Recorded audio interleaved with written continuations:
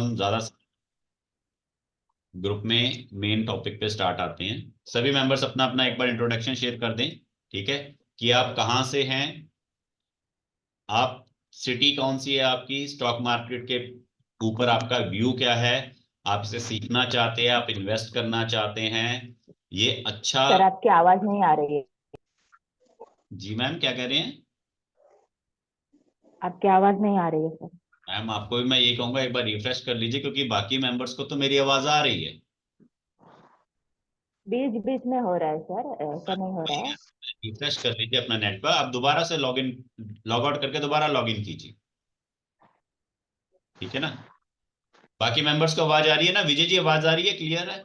आ रही जी clear thank you है। Sir, thank you. ठीक है, सभी मेंबर्स चैट बॉक्स में अपना अपना इंट्रोडक्शन शेयर कर दीजिए, आप कहाँ से कौन सी सिटी से बिलोंग करते हैं और स्टॉक मार्केट के लिए आपका क्या माइंड है, ठीक है ना। और आपकी कितनी इन्वेस्टमेंट लगी है, अगर नहीं लगी तो कितना लगाना चाहते हैं, आपके mind of point of view से स्टॉक मार्केट क्या है, एक अच्छा है या बुरा है, लॉसेज होते हैं, प्रॉफिट होता है, या क्या आपका पॉइंट ऑफ व्यू है।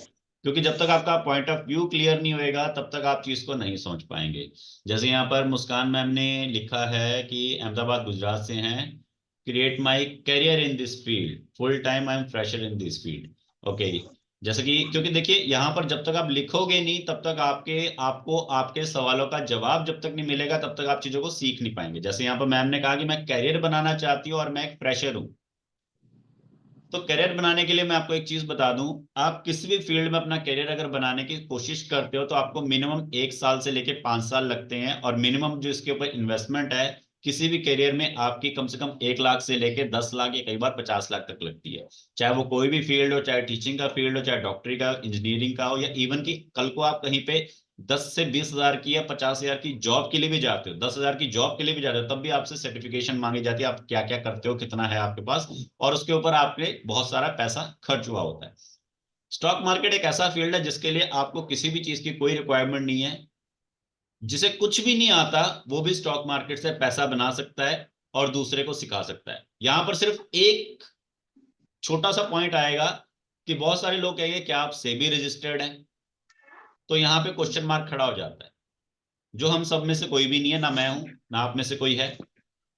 अब एक छोटा सा सवाल, क्या कोई पीएचडी पर्सन ही सिर्फ बच्चों को पढ़ाने की काबिलियत रखता है, या बीएड पर्सन ही बच्चों को पढ़ाने की काबिलियत रखता है? क्या एक 10वीं पास बच्चा 5वीं पास या 8वीं पास को ट्यूशन नहीं दे सकता? क्या हम ग्रेजुएशन क्लियर करने के बाद 10वीं या प्लस टू के स्टूडेंट्स को ट्यूशन नहीं दे सकते? दे सकते हैं ना। और हम में से बहुत सारे लोग किया भी होगा, इवन कि मैंने भी किया। तो पॉइंट क्लियर हो गई, ठीक है। जरूरी नहीं कि लाखों रुपए खर्च करने के बाद हजार कमाया जाए, मैं कहता हूं हजार खर्च कर रहे हो हजार ही कमाओ, ठीक है। तो आपका मैम मैंने इसीलिए पॉइंट अच्छे से क्लियर कर दिया, आई होप आपको क्लैरिटी मिल गई होगी, ठीक है। मुस्कान मैम एक बार कंफर्मेशन दे दीजिए अगर आप इस जवाब से सेटिस्फाइड हैं, ठीक है। Thank you ma'am, thank you. Next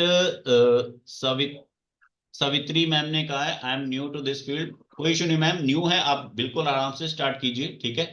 and money and knowledge, Vijay ji ने बोला मनी एंड नॉलेज, बिल्कुल, क्योंकि देखिए मेरा कंसेप्ट ही ये है, learn as well as earn, सीखो और कमाओ भी, ठीक है।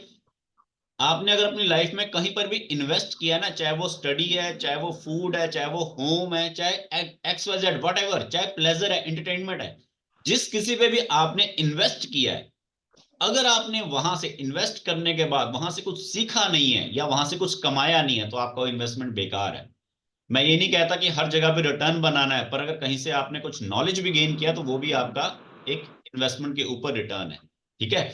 हम स्कूल जाते हैं, स्कूल से अगर हम कुछ सीखते हैं तो वो हमारा उसके ऊपर रिटर्न है, लेकिन स्कूल जाने के बाद अगर हमने कुछ नहीं सीखा तो वहां पे जो हमने फीस दी है वो हमारा क्या हो गया, लॉस, ठीक है। तो जहां भी आप जाते हो वहां से लर्न करो, और लर्न ऐसा करो कि उससे अर्निंग बन सके आने वाले टाइम में। सेकंड यहाँ पे रिप्लाई दिया गया है, aim to earn money and knowledge, okay, I am from Mumbai, also new, Deepika ma'am ने बोला आल्सो न्यू, कोई इशू नहीं मैम, ठीक है। और बाकी सब मेंबर्स, बाकियों ने अभी तक अपने चैट बॉक्स में मेंशन नहीं किया है, तो जो जो रह गए हैं वो भी अपने चैट बॉक्स में मेंशन कर दीजिए, आप कहाँ से हैं, क्या हैं, और आपका पॉइंट ऑफ व्यू क्या है स्टॉक मार्केट से रिलेटेड। मैं अपना इंट्रोडक्शन देता हूँ, मेरा नाम मिकी सिंह है, आप में से बहुत सारे लोग मुझे जानते हैं, मैं एक एस्ट्रोलॉजर हूँ, एज वेल एज मैं आप ही की तरह एक जॉब पर्सन भी हूँ, ठीक है। मैं जॉब भी करता हूँ आप ही की तरह, ठीक है ना। तो जितना टाइम आपको मिलता है अपनी लाइफ में उतना टाइम मुझे भी मिलता है। प्लस स्टॉक मार्केट मैंने रिसेंटली स्टार्ट किया है। अब कई लोग कहेंगे कि रिसेंटली स्टार्ट किया तो शायद उनको इतनी नॉलेज नहीं हो। तो देखिए, नॉलेज ऐसा नहीं है कि कोई आदमी आज आया तो उसको नॉलेज नहीं है, और कोई आदमी का 16 साल से है तो उसको नॉलेज है। एक बात बताइए, किसी आदमी को 10 साल से नॉलेज है, आप उसके पास उससे सीखना शुरू कर देते हो, तो क्या आपको उसकी नॉलेज 10 साल में आएगी? अगर आपने उससे सीखना शुरू कर दिया या आपके साथ रहना शुरू कर देते ना, तो आपको उसका 10 साल का एक्सपीरियंस प्लस अपना एक ही बार में मिल जाता है, ठीक है ना। ये चीज यहां पर मैं आपको समझाने की कोशिश कर रहा हूँ कि कभी ये मत सोचो कि यार हमें नया, हम नए नए हैं कैसे होएगा, या कोई ऐसा पर्सन है जो बिल्कुल नया है तो कैसे होएगा। आप नए हो, आपको सिखाने वाला भी एक नया पर्सन है। अगर आपके अंदर ये कॉन्फिडेंस नहीं आएगा कि कोई नया आदमी मुझे सिखा सकता है, तो आपके अंदर ये कॉन्फिडेंस भी कभी नहीं आएगा कि मैं नया हूं, मैं कैसे सीखूंगा। क्योंकि हर चीज हमारे लिए नई होती है। कॉन्फिडेंस हमें बिल्ड करता है, हमें पावर देता है कि हम आगे बढ़ सकते हैं, हम कर सकते हैं, ठीक है। तो सेशन स्टार्ट करते हैं। स्टार्ट करने से पहले किसी पर्सन को कुछ पूछना है, कुछ कहना चाहते हैं?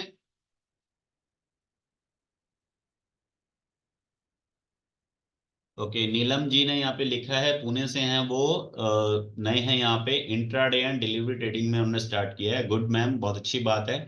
इंट्राडे में भी अच्छा है आपका, बट इंट्राडे में थोड़ा कम पार्टिसिपेट कीजिए और डिलीवरी में ज्यादा कीजिए, मेरी आपको ये एडवाइस है, ठीक है। डेली रूटीन पे ये मत सोचो कि 20 दिन है ट्रेडिंग के तो मैंने 20 के 20 दिन ट्रेड लगाना है, ये गलत है यहाँ पर। जो मेरी आपको एक छोटी सी एडवाइस होगी यहाँ पर, ठीक है।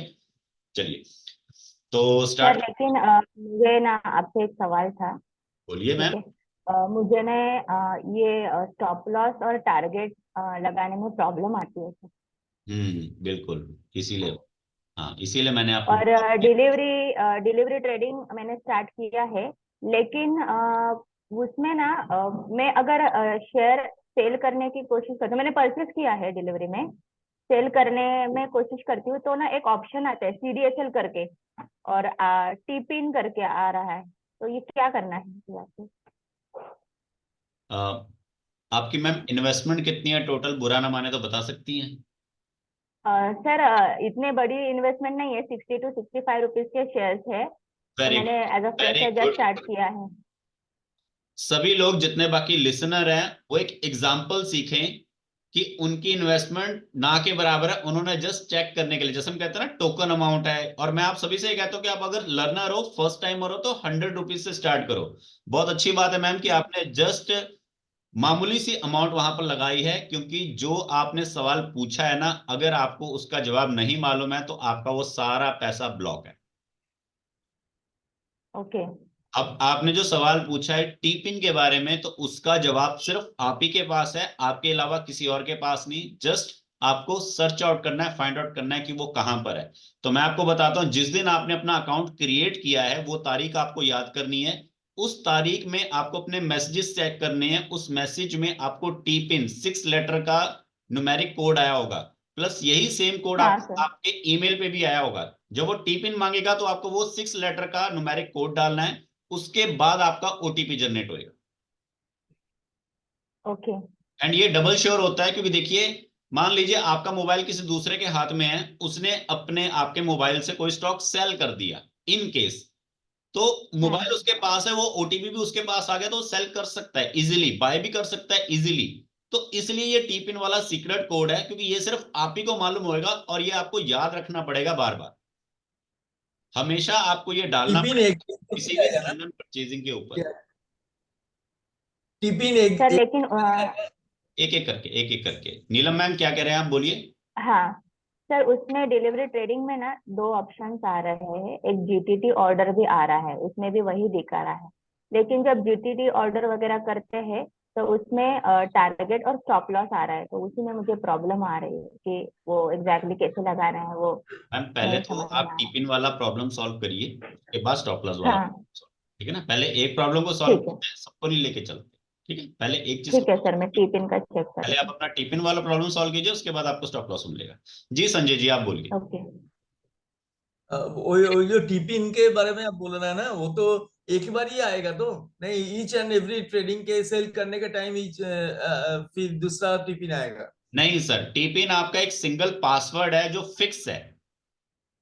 वो फिक्स है तो एक ही दफे जो पहले वाला जो जब हम सेलिंग किया था उसी में आया था वो, हाँ फिर जी, सेकंड बिल्कुल सेकंड बिल्कुल, टाइम। जो आपने पहली दफा सेल करते वक्त टिफिन डाला था वही आपने इस बार भी डालना है, और अच्छा। वही टिफिन जो आपने बाय करते हुए डाला था इस बार भी डालना है। ओटीपी आपको हर वक्त चेंज आएगा। हाँ, ओटीपी तो चेंज होता है लेकिन हाँ टिपिन वही वही एक ही टिपिन जी, हमको बिल्कुल रहेगा। बिल्कुल। ओके ओके, ठीक है, थैंक यू। तो ओके, ठीक है संजय जी। और कोई पर्सन जो कुछ पूछना चाहता है, कोई भी सवाल जो, क्योंकि उसके बाद हम सेशन को स्टार्ट करेंगे, तो मैं नहीं चाहता कि बीच में कोई इंटरप्शन आए। पहले अगर आप अपने रिलेटेड कुछ सवाल पूछना चाहते हो, कि अगर आप नए हो या आपको कोई प्रॉब्लम आ रही है या फिर कोई भी एक्सवाइजेड से रिलेटेड कोई क्वेश्चन क्वेरी, क्योंकि उससे पता लगता है आप कितना इसको सीखना चाहते हो और आपका पोटेंशियल क्या है इसमें। सर ये आईपीओ हर एक को क्यों नहीं मिलता? हाँ आईपीओ सर, आईपीओ हर एक क्यों नहीं मिलता, क्योंकि आईपीओ एक लॉटरी होती है। क्योंकि सर मैंने एटमेस्टो किया, एलपीएस किया, एस्कोनेट टेक्नोलॉजी किया, उसमें से एक भी नहीं मिला तीनों में से। मैं कह तो रहा हूँ सर, आईपीओ एक लॉटरी होती है, लॉटरी क्या फिर सबको मिलती है? फिर जो लोग इंस्टीट्यूशन में रहते उनको सबको मिलता है, ऐसा क्यों होता है? वो सर बड़े अकाउंट होते हैं उनके। हम्म। अब एक बात बताइए, मान लीजिए आपके पास है पोस्ट ऑफिस अकाउंट, फिर आपके ऊपर किसी आदमी के पास है सिविक अकाउंट, वो भी सरकारी बैंक का, फिर कोई और व्यक्ति है जिसके पास है सिविक अकाउंट प्राइवेट बैंक का, जैसे एचडीएफसी हो गया, फिर एक और आदमी है जिसके पास स्टैंडर्ड चार्टर्ड जैसा एक प्राइवेट अकाउंट है, फिर आ गया कोई करंट अकाउंट वाला। तो ये बताइए, पैसे निकालने में और डालने में आसानी किसको होगी? जिसका लेवल जितना ज्यादा बड़ा होगा उसको उतना आसान होगा लेन देन करने में, तो जिसका लेवल जितना ज्यादा छोटा होगा उसको उतना नुकसान, उतना डिस्कम्फर्ट होगा लेन देन करने में। तो देखिए, जब हमारी वैल्यू 10,000 के आसपास रहती है तो हम एक काफी लो लेवल पे आए थे। जब हमारी वैल्यू थोड़ी ऊपर बढ़ती जाती है तो हमारी वैल्यू बढ़ जाती है। और दूसरी बात, ऐसा नहीं है आईपीओस में अगर आपको अभी प्रॉब्लम आ रही है, अभी आपका आईपीओस नहीं लग रही है, तो जैसे जैसे आपका ट्रेडिंग का अमाउंट बढ़ता जाएगा और आपके आईपीओ की आपकी जो अप्रोच है वो बढ़ती जाएगी, तो एक टाइम के बाद आपको आईपीओ मिलेगा। अब क्यों आपको आईपीओ नहीं मिलता, उसका मैं आपको रीजन समझाता हूं। क्योंकि आप हमेशा बेस्ट आईपीओ में डील करते हैं। जैसे मैं आपको बताता हूं कि कौन कौन सा में आपको डील करना है, तो आप उन्हीं में लगाते हो। क्योंकि वो आईपीओ ऐसे होते हैं, अगर आपने बाद में देखा होता है कि भाई साहब 100 रुपए लगाए तो 100 के 150 बन गए, 200 बन गए, 250 बन गए। ऐसा ही होता है ना, जब 100 लगाया 100 का 150, 250, 500, नहीं 500 नहीं, 100, 150, 250, 200, 250, और वो भी कितने हफ्ते भर में। क्योंकि वो बेस्ट होते हैं और उसपे सबसे ज्यादा लोगों की निगाह होती है। ठीक है। अब आपको अगर जस्ट आपको यही है कि यार मेरे को बस एक बार आईपीओ लॉट हो जाए, तो मैं आपको कोई एक ऐसा आईपीओ भी बता दूंगा जिसमें कम से कम लोगों का इंटरेस्ट होएगा, तो आप जैसे उसमें लगाओगे वो आपको झट से मिल जाएगा। क्योंकि ऐसे आईपीओ में क्या होता है, कंपनी का फंडा होता है, मेरे को मार्केट से पैसा उठाना है, तो जो जो पैसा लगाएगा वो सबको पैसा मिल जाएगा, वहां से पैसा उनको उड़ जाएगा। अब वो आईपीओ ऊपर जाता है नीचे जाता है, ये बाद में आपकी खुद की किस्मत है, कितना ऊपर जाएगा कितना नीचे जाएगा इसके ऊपर है। बट आईपीओ में पैसा लगाना सेफ है, क्योंकि आईपीओ में 75% चांस है कि पैसा ऊपर ही जाता है, 20 से 25% चांस होता है कि पैसा नीचे गिरता है। तो जो नीचे भी गिरता है तो वो ज्यादा नहीं, 5 से 10% गिरता है मैक्सिमम, इससे ज्यादा नहीं गिरता। और जो ऊपर जाने का पोटेंशियल है वो 5% से लेके 150% तक, कभी कभी 200% भी जाता है ऊपर आईपीओ में। ठीक है। तो आईपीओ का कंसेप्ट मैंने आप सभी को पुराने सेशंस में क्लियर कर दिया था, कि आईपीओ का मतलब कोई कंपनी अभी पैदा हुई है, पैदा हुई है। तो जैसे बच्चे पैदा होते हैं तो 10 में से 8 बच्चे हेल्थी होते हैं, 2 बच्चों में दिक्कत आती है, आती है ना, किसी किसी बच्चे में दिक्कत आती है। तो वैसे ही कंपनी में एक दो कंपनियों में दिक्कत आती है, बाकी सारी कंपनी वैसे ग्रोइंग ही होती है। तो आईपीओ में इसलिए हर किसी को पार्टिसिपेट करना चाहिए। ठीक है। चलिए, minimum how much we can invest starting, Muskan ma'am ने क्वेश्चन पूछा है। तो मैम देखिए, लर्निंग पर्पस के लिए, सीखने समझने के लिए आप मात्र 500 या 1000 रुपए से भी स्टार्ट कर सकते हैं। ठीक है। एंड लास्ट टाइम मैंने जिन लोगों से मुझसे क्वेश्चन क्वेरी की था, तो मैंने आपको यही कहा था कि आप अप्रोक्सीमेटली 5 से 10 शेयर खरीदो, नेक्स्ट डे उसमें से 1 या 2 शेयर बेच दो, ताकि आपको प्रॉपर प्रोसेस समझ में आ जाए कि सेलिंग बाइंग एंड सेलिंग का कंसेप्ट क्या है, मैंने बाय किया तो मेरे अकाउंट से कैसे पैसे कटे हैं, ट्रेडिंग अकाउंट में आई है, फिर मैंने उसको खरीदा, उसके बाद उस पर चाहे नफा हुआ चाहे नुकसान हुआ, फिर मैंने उसको बेचा, फिर वो मेरे अकाउंट में है, फिर मैंने उसको कैसे अपने बैंक में वापस ट्रांसफर किया। एक बार जब वो आपको ये प्रोसेस पूरा कंप्लीट समझ में आ जाता है, तब आपका दिमाग रिलैक्स हो जाता है। अदरवाइज आप ट्रेडिंग में कंफ्यूज ही रहते हो कि भाई साहब क्या बनेगा। पता लगे अपने पैसे लगा ले, बाद में किसी को टिपिन नहीं मालूम है, किसी को स्टॉप लॉस नहीं मालूम है, किसी ने बाय तो कर लिया फिर सेल नहीं हो रहा है, सेल कर लिया फिर वो ये सोच रहा है कि अब खाते में पैसा कैसे जाएगा। क्योंकि एंड ऑफ द डे आपको क्या चाहिए, बैंक में पैसा चाहिए। और स्टॉक कैसे परचेज करने हैं, बैंक से ही परचेज करने हैं। ठीक है, चलिए। सर मेरा question, good morning sir. Good morning, good morning, पूछिए मैम। सर जैसे अभी हमने थोड़ा थोड़ा लगा के सीख लिया कि है ना, कम लॉस हुआ या प्रॉफिट हुआ, तो Okay. मैंने दोनों में कम ज्यादा करके देख लिया। ठीक तो है, अभी अब मैं अगर ज्यादा बड़ा अमाउंट जैसे 20-25 हजार भी लगाना हो तो किस में देखूंगी, जो बढ़ रहा है या जो घटा है और लेकिन उसके चांसेस होंगे शायद बढ़ने के। ठीक है। तो मैंने मैम वैसे आपको लर्निंग प्रोसेस में भी समझाया था कि कंपनी, दो तरह की कंपनियां होती हैं। पहली कंपनी वो होती है जिसकी हमें परफॉर्मेंस अच्छी दिख रही होती है और जिसपे हमें विश्वास बनता है, जी, वो गुड है ऑलवेज। जैसे दूसरी, अभी इंफ्रास्ट्रक्चर बढ़ गया। बिल्कुल बिल्कुल, शांति शांति समझा रहा हूं मैं। पहली चीज वो जो आपको क्लैरिटी मैंने दे दी कि जिसपे हमें विश्वास बन गया, और विश्वास ऐसे नहीं बनना किसी के कहने पे, विश्वास आपके एक्सपीरियंस से बनना चाहिए कि आपने उसको लिया है, पता लग रहा है ऊपर जा रहा, नीचे जा रहा, ऊपर जा रहा, नीचे जा रहा, कि हाँ भी ठीक है। पहली चीज। दूसरी चीज, जो चीज अच्छी है, जो चीज अच्छी है पर उसका समय अच्छा नहीं है, जो चीज अच्छी है पर उसका समय अच्छा नहीं है, करेक्शन होके नीचे गिर चुका है, उसमें पैसा लगा तो वो बढ़ता है। बट ऐसी कंपनी में जो चीज करेक्शन होके नीचे गिरती है, उसके बाद उसने ऊपर उठना है, उसमें पैसा एकदम से नहीं लगाना कि सीधा 25,000 लगा दिया, 1 लाख लगा दिया। उसमें क्या करो, अपनी टोटल इन्वेस्टमेंट, मान लीजिए आपकी टोटल इन्वेस्टमेंट लाइक 25,000 जैसे आप कह रहे हो, तो पहले 10 लगाया। इन केस करेक्शन आई, 10 से उसका प्राइस 8,000 हो गया, अपना प्राइस एवरेज किया, फिर ऊपर वो ग्रोथ देगा। ठीक है, पर ऐसा नहीं होता है करेक्शन करके 10,000 आ गया और 5,000 आ जाएगा। अगर आपको तब भी फेथ है, अच्छा होएगा, तो उसमें करेक्शन करके अपने प्राइस को और ज्यादा अपना एवरेज कर लो, बना लो अच्छे से, और फिर उसमें आप ग्रोथ अच्छे से लो। ठीक है, और कभी भी ऐसी कंपनी में पैसा नहीं लगाना जो आपको नजर आ रहा है भाई बढ़ रही है, बढ़ रही है, बढ़ रही है, तो पैसा लगाया जाओ। जैसे बहुत सारे लोगों ने रील्स क्या देखी थी, वीडियोस क्या देखे थे, लोगों के मुंह से सुना क्या था, आईआरएफसी, रेलवे के शेयर बढ़ रहे हैं, आईआरएफसी में पैसा लगाया धड़ल्ले से, लगाया लगाया लगाया, प्रॉफिट वो दे रहा था, बुकिंग दे रहा था, और उसके बाद क्या हुआ, नीचे 200 रुपए तक पहुंचा, 200 से फिर नीचे 160 तक आ गया, 150 पीछे 130-140 भी गया था। ठीक है, तो कभी भी ऊपर नहीं जाना, हमेशा मत सोचो कि जो ऊपर ऊपर ऊपर जा रहा है उसके पीछे लगो, नहीं, क्योंकि जो ऊपर गया है उसने नीचे आना है। स्टॉक मार्केट का काम है, जो ऊपर जा रहा है उसने नीचे भी आना है। हाँ, 10 में से 2-3 स्टॉक ऐसे होते हैं जो ऊपर ही जाते रहते हैं, वो नीचे नहीं आते जल्दी, क्योंकि जब वो नीचे आते हैं तो फिर बड़े अच्छे बुरे तरीके से आते हैं। What is stop loss? तो यहाँ पे शिल्पा मैम ने क्वेश्चन पूछा है कि स्टॉप लॉस क्या होता है मैम। मैम स्टॉप लॉस ये चीज होती है कि एक ऐसा लॉस जिसे हम स्टॉप करना चाहते हैं, वो होता है स्टॉप लॉस। अब आप कहोगे यार तो बड़े आसान भाषा में बोल दिया कि ये क्या है भाई, ऐसा लॉस जिसे हम स्टॉप करना चाहते हैं। कि उदाहरण के लिए मान लीजिए आपने 100 रुपए की कोई चीज खरीदी, जो 100 रुपए की आपने चीज खरीदी, और आपने ये कह दिया अपने मन से उस सिस्टम के ऊपर कि मैंने ये 100 रुपए की चीज खरीदी, कल अगर ये चीज मेरी 98 रुपए की आ जाती है अगर, तो ये ऑटोमेटिकली सेल हो जाए, बिक जाए, कि मैं 98 रुपए से नीचे का लॉस नहीं सहन कर सकती, मतलब 98, 98 का हो जाए तो सेल हो जाए। अब क्या होगा, आपने 100 की चीज खरीदी है, कल अगर वो चीज 100 से 97 की अगर आ जाती है, तो वो ऑटोमेटिकली 98 पे सेल हो जाएगी। और अगर वो चीज 100 से 102 की हो जाती है, तो वो सेल का जो प्राइस है वो मैच नहीं होगा, तो वो ऑर्डर वहीं पे रहेगा, आप प्रॉफिट में रहोगे। स्टॉप लॉस का सबसे बड़ा बेनिफिट ये होगा, ये होता है कि अगर मार्केट में घाटा हो रहा है, तो आपको सिर्फ उतना घाटा होगा जितना आपने डिजायर किया, जितना आपने सिलेक्ट किया है।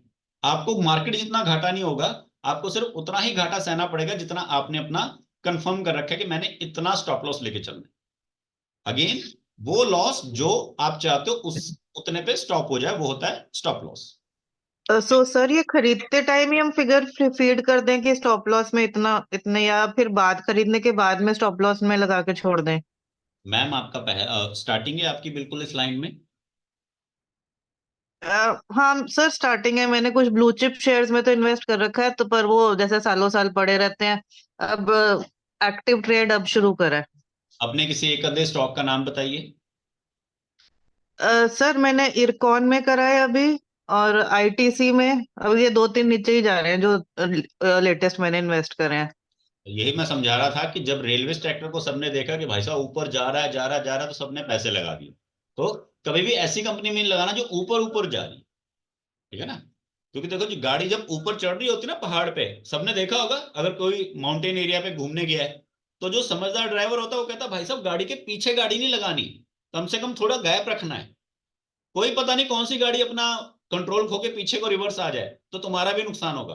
तो वही चीज है, जो ऊपर जा रहा है उसके पीछे नहीं भागना कभी। तो कोई बात नहीं मैम, आपने जो कंपनियां फिलहाल सिलेक्ट की हैं तो थोड़ा पेशेंस रखिए।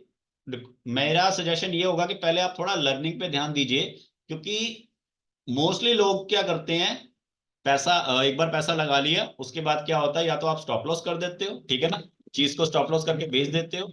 और अगर अच्छी कंपनी है तो आपको उसमें बने रहना चाहिए। तो आप क्या करते हो कि जो मैंने 100 पे खरीदा था वो नीचे गिर के 80 पे आ गया है, अब 80 से दोबारा वो 100 तक जा रहा है, और उसके बाद आप कहते हो कि हाँ 100 के ऊपर जाएगा तो मुझे प्रॉफिट होगा। मैं कहता हूँ यार 100 पे था, नीचे गिर के 80 पे आ गया है, अब हमें पता है कि 80 पे आ गया, गिर गया 80 पे आ गया, इसने दोबारा 100 तक जाना ही जाना है। आपको नहीं लगता कि जब आप एग्जाम देते थे, आपके इस 100 में से चलो 60 नंबर आ गए, उससे पहले आपके कभी 80 नंबर आया था, तो आपका खुद का मन में टारगेट नहीं होता कि यार मैंने इस बार 80 लेके आने हैं? या आप कभी जिम जाते हो, आपको पता होता है कि यार मैंने पिछली बार 50 पुशअप मारे थे, अब मेरे से 10 ही हो रहे हैं, तो मैं अपने टारगेट को अचीव करूं। होता है कि नहीं होता? पिछले महीने आप इतना पैसा कमा रहे थे, अगले महीने आपको इतना कमाना है, या पिछले साल मेरा ये टारगेट है, इस साल मेरा ये टारगेट होना चाहिए, अब मैंने इतना किया, अब मेरे को इतना करना चाहिए। तो क्या आपको अपना टारगेट कंप्लीट और अचीव करने का नहीं होता जज्बा क्या? सेम वैसे ही मार्केट में कंपनीज का भी होता है कि भाई मैं कम से कम अपने पुराने टारगेट पे तो पहुंचूं। तो जब कोई अच्छी कंपनी श्रिंक होके नीचे गिरती है, तो वहां पे हमें एवरेज का कंसेप्ट सीखना और समझना चाहिए, कि ताकि जब कंपनी को ग्रोथ मिल रही है तो उस ग्रोथ में हम भी भागीदार बने। लॉस में जब आप भागीदार बने हो तो ग्रोथ में भी भागीदार बनो ना भैया। लेकिन हम क्या कहते हैं, 100 की खरीदी थी, पड़ा है, 80 गिर गया, 70 गिर गया, कोई बात नहीं, 70 से जब ऊपर आ जाता है 30 में, तो वो जो ग्रोथ है वो हमें नहीं मिलती, क्योंकि हमने ऑलरेडी लॉस में बैठे हुए। अच्छी कंपनीज को कभी क्विट नहीं करना चाहिए। पहली चीज, आपने जो मैम बाय किया हुआ है वो ठीक है, जो आपने रेलवे के शेयर बाय किए वो ठीक है, लेकिन आपको अभी उसमें रिजल्ट नहीं मिलेगा। आपको यहाँ पे एवरेज का कंसेप्ट सीखना पड़ेगा अगर आप उसमें प्रॉफिट लेना चाहते हैं, अदरवाइज आपको वेट करना पड़ेगा। और अगर आपकी ये होल्डिंग अप्रोक्सीमेटली 6 मंथ के लिए है तो वेल एंड गुड है। लेकिन अगर आप ये सोच रहे हो कि मैंने मार्च के महीने में रिजल्ट लेना, तो मुझे नहीं लगता कि उसमें रिजल्ट आएगा इतना खास। ठीक है, चलिए, और कोई पर्सन जिसका कोई क्वेश्चन है, क्वेरी है? हेलो। जी मैम। हाँ सर, एक्चुअली मुझे पूछना था, एज ए बिगनर हमको कौन सा ट्रेड में जाना चाहिए, क्योंकि स्विंग ट्रेड या ऑप्शन ट्रेड या कौन से में जाना चाहिए? Ma'am as a beginner, beginner, पहले बिगिनर जो वर्ड है उससे पहले एक छोटा सा वर्ड आता है कि आपके पास है कितना। ओके। आपके पास कितनी अमाउंट है आप मुझे बताइए, मैं आपका क्राइटेरिया डिसाइड करके बता दूंगा कि आप किस कैटेगरी को सुटेबल करते हो। Actually minimum I want to start for $100। 100? देखिए डॉलर्स में तो यहाँ लगते ही नहीं है, रुपीस में लगते हैं। हाँ, इन द सेंस रुपीस में? 10,000। अच्छा, $100 10,000 होते हैं? नहीं, वो 8,000 होते हैं, बट मैं 10,000 से स्टार्ट करना चाहूंगी। ठीक है, तो मैं यहाँ पर बता देता हूँ, जो आदमी कह रहा है कि मेरा 10,000 का बजट है, तो देखिए वो सिर्फ ट्रेड ही करेगा, वो सिर्फ स्टॉक्स बाय करेगा, डिलीवरी ही लेगा, ठीक है, शेयर्स ही लेगा, इक्विटी ही लेगा, वो ऑप्शन नहीं कर सकता। अगर आपका बजट मिनिमम 2 लाख रुपए नहीं है और आपकी कैपेसिटी 50,000 रुपीज लॉस को सहने की नहीं है, तो आप ऑप्शन में नहीं जा सकते। Okay sir. As a long term जैसे हम परफेक्टली गाइड हो जाते हैं, और एज अ उसके बाद हम इन्वेस्ट करके ऑप्शन ट्रेड में आ सकते हैं ना, as a big amount. Madam अगर आप रोज स्टॉक्स बाय करो, आप डेली स्टॉक्स को बाय करो और हर स्टॉक जो आपने बाय कर रखा है उसको आप विद इन अ वीक में, चाहे नेक्स्ट डे चाहे 7वें दिन तक बेच दो। ऐसा आप अगर 45 डेज तक करते जा रहे हो तो आप ऑप्शन में जा सकते हो, ओके, थैंक यू क्योंकि सो मच। आपको उससे कॉन्फिडेंस मिल जाएगा कि भाई साहब प्रॉफिट क्या होता है, और इतनी जिगर में दलेरी आ जाएगी कि लॉस क्या होता है। सर यू आर देयर ना फॉर अस मैं तो ऑलवेज। काफी टाइम से हूँ। मैं इवन कि मैंने ये जो कैंपेनिंग है और ये जो स्टॉक मार्केट का है, ये मैंने जस्ट न्यू ईयर से स्टार्ट किया है। एंड जो हमारे पुराने लोग जो मुझसे जुड़े हुए थे, तो मैंने उनको न्यू ईयर स्टार्ट होने से पहले बता दिया था कि इसके स्टॉक्स में डील करनी है, और तकरीबन राइट मैंने अच्छा प्रॉफिट बुक किया। ठीक है, जी। तो ज्यादा टाइम ना लेते हुए सर हम गुड मॉर्निंग। सर मुझे कुछ पूछना है। ऐसा है कि जैसे हम स्टॉप लॉस लगाते हैं तो वहां पे बहुत सारी फिगर्स आती हैं, लाइक जो एक्चुअल प्राइस में सीएनसी में हमें लेना है वो तो नहीं आता है, लेकिन वो कुछ जैसे नीचे रेड वाले में 750 दिखाता है, ऊपर वाले में 2000 का फिगर दिखाता है, फाइनली कुछ रेशियोज दिखाता है। तो can you just explain that ratios, what is that? Madam, stop loss बेचने के लिए लगाया जाता है, ना कि खरीदने के लिए। हाँ, नहीं नहीं, बेचने के लिए ही अगर मैं लगा रही हूँ तो उसमें बहुत फिगर्स आता है, लाइक नीचे एक रेड मैम वाले में अलग बताता हूँ, फिगर्स है, ऊपर में। एक जी। क्राइटेरिया होता है मैम स्टॉप लॉस का भी। ठीक है ना, अब ऐसा नहीं कि आप 100 की चीज पे सीधा 10 रुपए का स्टॉप लॉस लगा दो। ठीक है, 100 रुपए की जी चीज में क्राइटेरिया बनाया होता है कि जैसे 100 रुपए की चीज है, उस पर हमने क्राइटेरिया बना दिया स्टॉप लॉस का, तो वो 95 तक का बना देगा। ठीक है। अब 95 से आपका, आपके ऊपर फैसला है, आपने 95 से 96, 97, 98, 99 कितने पे लेना है, या 95.50, 96.70 कितने का आप लेना चाहते हो, स्टॉप लॉस कितने का वहां पे फिल करना चाहते हो। जब वहां पे आप स्टॉप लॉस वाला प्राइस फिल कर दोगे, जिसे हम एक तरह से जी ट्रिगर प्राइस कहते हैं, तो जैसे ही आपका फिल किया गया प्राइस मार्केट के प्राइस से मैच होता है, आपका स्टॉक स्वाइप हो जाता है, निकल जाता है। ओके और आप चाहे सर। जग रहे हो चाहे सो रहे हो, आपको मार्केट के बारे में मालूम है चाहे नहीं मालूम है, आपका वो अमाउंट वहां से शिफ्ट हो जाता है। ओके और अगर जैसे उसमें दो फिगर्स, फाइनल फिगर्स दे रखी होती हैं, जैसे नीचे के उसमें 750 है और ऊपर में 2050 या समथिंग है, अकॉर्डिंग टू दी मैं स्ट्रेच करती हूँ ऊपर के, मेरे को इतना में सेल आउट करना है ग्रीन वाले को, तो उसकी ये दो फाइनल फिगर्स मान लीजिए ऊपर लिखी हैं, नीचे वाले में 750 और ऊपर वाले में 2050, तो व्हाट डज इट मीन कि अगर मेरा लॉस होगा तो 750 का होगा और मेरा गेन होगा तो 2050 का होगा, ma'am if I am for intraday? फिर आप, मैम इंट्राडे अलग चीज है। So I am talking about intraday. Intraday अलग चीज है। उसमें देखिए, इंट्राडे में जो लॉस होता है वो आपका टोटल अमाउंट का 99% भी हो सकता है। टोटल अमाउंट का 99% भी आपका लॉस हो सकता है। और जहां तक इंट्राडे की बात है, तो इंट्राडे में तो सीधी सी बात है, जो आपने अमाउंट लगा रखी है, आपका जो प्राइस चल रहा है उस पे आप 5% या 10% का रिस्क लो, सीधी सी बात है। या फिर मैं 0.5 पे लेती हूँ, मान लो मैंने लगाया, मैडम बट आई ऐसे तो कुड नॉट। आपका कभी एंड नहीं निकलेगा। जी इसीलिए जी मैंने बोला है इंट्राडे ऑप्शंस वगैरह चीजों में तब घुसना जब आपने 45 स्टॉक्स डिलीवरी कर ली है। 45 दिन अगर खरीद बेच कर लिया है ना, छोटे छोटे स्टॉक्स इक्विटी वाले, तो आपको इंट्राडे में थोड़ा समझ में आएगा, थोड़ा कॉन्फिडेंस बनेगा कि भैया क्या चीज है। स्टार्टिंग में वहां घुसोगे अगर लालच के केस में, तो पैनिक होके रह जाओ। नहीं, मैंने 40 तक तो कर लिया है सर, सीएनसी करे थे, 40 तक तो मैंने करा है, काफी में लॉस भी हुआ थोड़े में, लेकिन काफी प्रॉफिट भी बना मेरा। तो अभी मुझे जैसे किसी ने कहा कि आपको स्टॉप लॉस भी लगाना चाहिए तो आपका ये लॉस भी नहीं होता, तो इसीलिए मैंने कहा चलो आपसे सीखते हैं। रेनू मैम, बुरा मत मानिएगा, 40 डेज में जो आपने किया है ना, उन दिनों में ही आपको वो स्टॉप लॉस लगाना चाहिए था। तो मैं ये हाँ नहीं कहता वही। कि आपको ऑप्शन में स्टॉप लॉस लगाना है। मैं इवन कि जितने मेरे कस्टमर्स हैं जो मेरे साथ बने हुए टच में है, मैं उन सबको बताता हूँ कि भैया इतना प्रॉफिट बुक हो गया, अब स्टॉप लॉस का यूज कर लो। मॉर्निंग में अगर प्राइस गिरा भी तो अपने को कोई नुकसान नहीं होगा, अपना जो प्रॉफिट बुक राइट। हो रखा है वो अपने पास ही रहेगा। जी जी। तो है ना, मैं यही आपसे पूछ रही थी, कोई बात जैसे नहीं, मैं जो भी 0.5 whatever, का कोई इशू नहीं मैम। ज्यादा है, 0.5 आप मेरे को लेती। स्क्रीनशॉट भेज दीजिए, मैं तब समझ पाऊंगा आप कहना क्या चाह रहे हो। ठीक क्योंकि है ठीक स्टॉक है। मार्केट एक सिंगल टॉपिक नहीं है, बहुत सारी चीजें होती है उसमें। जी okay, I will send you, thank you. जी रमन जी, आपने हैंड रेस किया है, क्या कहना चाहते हैं आप?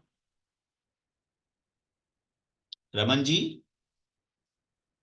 अगर कुछ कहना चाहते हैं तो ठीक है, अदरवाइज हम सेशन को स्टार्ट करते हैं। और अब तो कोई पर्सन नहीं है जो कुछ कहना चाहता है भाई, क्योंकि क्या होता है कि अगर किसी क्या होता है कि मेरा मानना ये है कि अगर आपकी क्वेरी सॉल्व है ना, आपका माइंड क्लियर है, आपको इंस्ट्रक्शन सही मिल रही है और आपको अपने हिसाब से सीखने को मिल रहा है, और जब आपका मन शांत हो जाता है तब आप एक्चुअल में अच्छे से सीख और समझ पाते हो।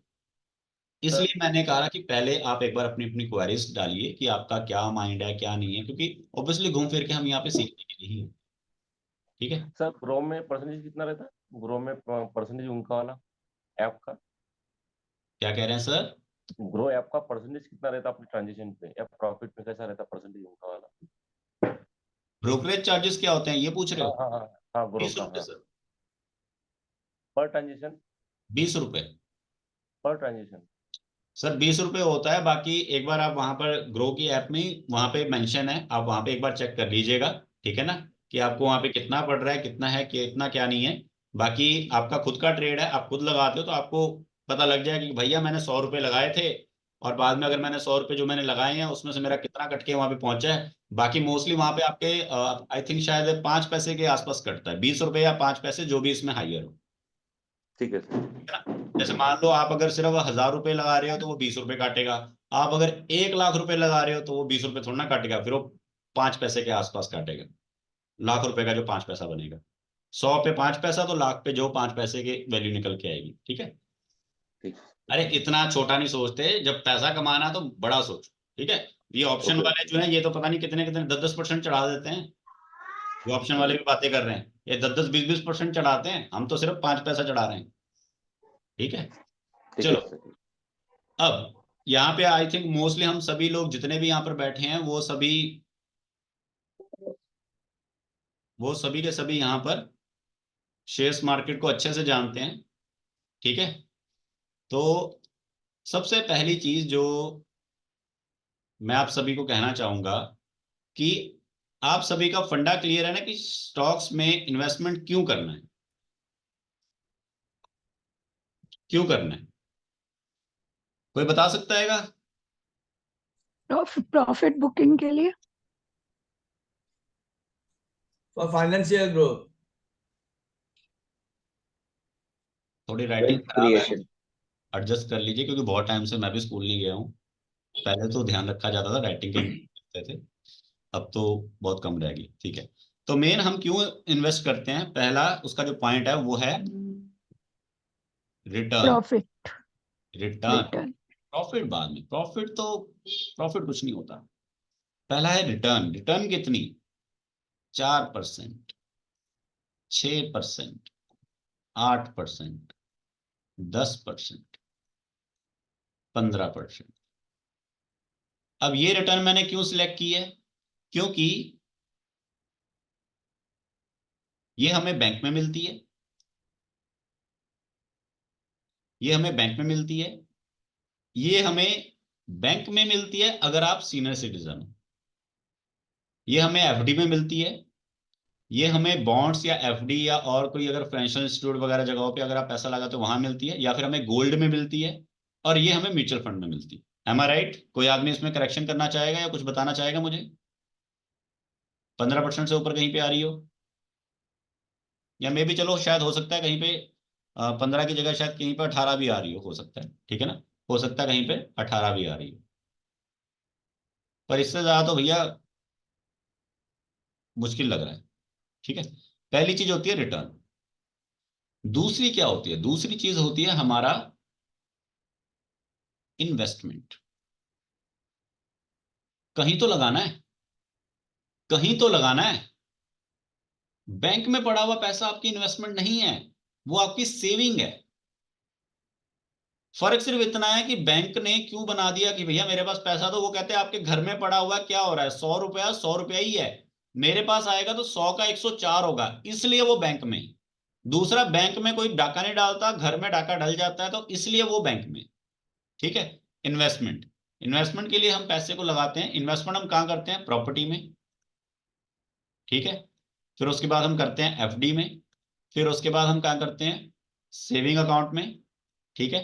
फिर उसके बाद कहाँ करते हैं हम इन्वेस्टमेंट, गोल्ड में, और इसके अलावा और कहाँ करेंगे हम, किट्टी में। किट्टी भी समझते होंगे ना, लेडीज ज्यादातर करती हैं, पर आजकल जेंट्स भी शुरू हो गए हैं, जिसको हम क्या बोलते हैं, किस्त कटती है जो एक तरह से, पता नहीं क्या कुछ ऐसा समथिंग सिस्टम होता है, तो उसमें भी कुछ ज्यादा इतना प्रॉफिट नहीं होता, पर हाँ कंफर्म अगर आपस में मिलजुल के करना हो तो उसके लिए बढ़िया होता है। चैट बॉक्स में वीसी, वीसी क्या होता है भाई, VC I don't know ma'am, VC क्या होता है, क्योंकि हर एक एरिया की अपनी अपनी भाषा है। जैसे हमारे यहाँ तो लेडीज किट्टी बोलती हैं उसको, ठीक है ना। एंड कुछ हद तक हम उसे ये बोलते हैं कि किस्त कटती होती है, कि सब जने कंबाइन करके पैसे डालते हैं। चलो, सेकंड हमारा इन्वेस्टमेंट क्यों करना है, इन्वेस्टमेंट क्यों करना है, वो कैपिटल, कैपिटल गेन, जिसे मैडम ने कहा पैसा बनाना है, ठीक है ना, प्रॉफिट के लिए, प्रॉफिट के लिए, ठीक है ना, जिसे हम कहते हैं पैसा बनाना। अब एक छोटा सा पॉइंट है,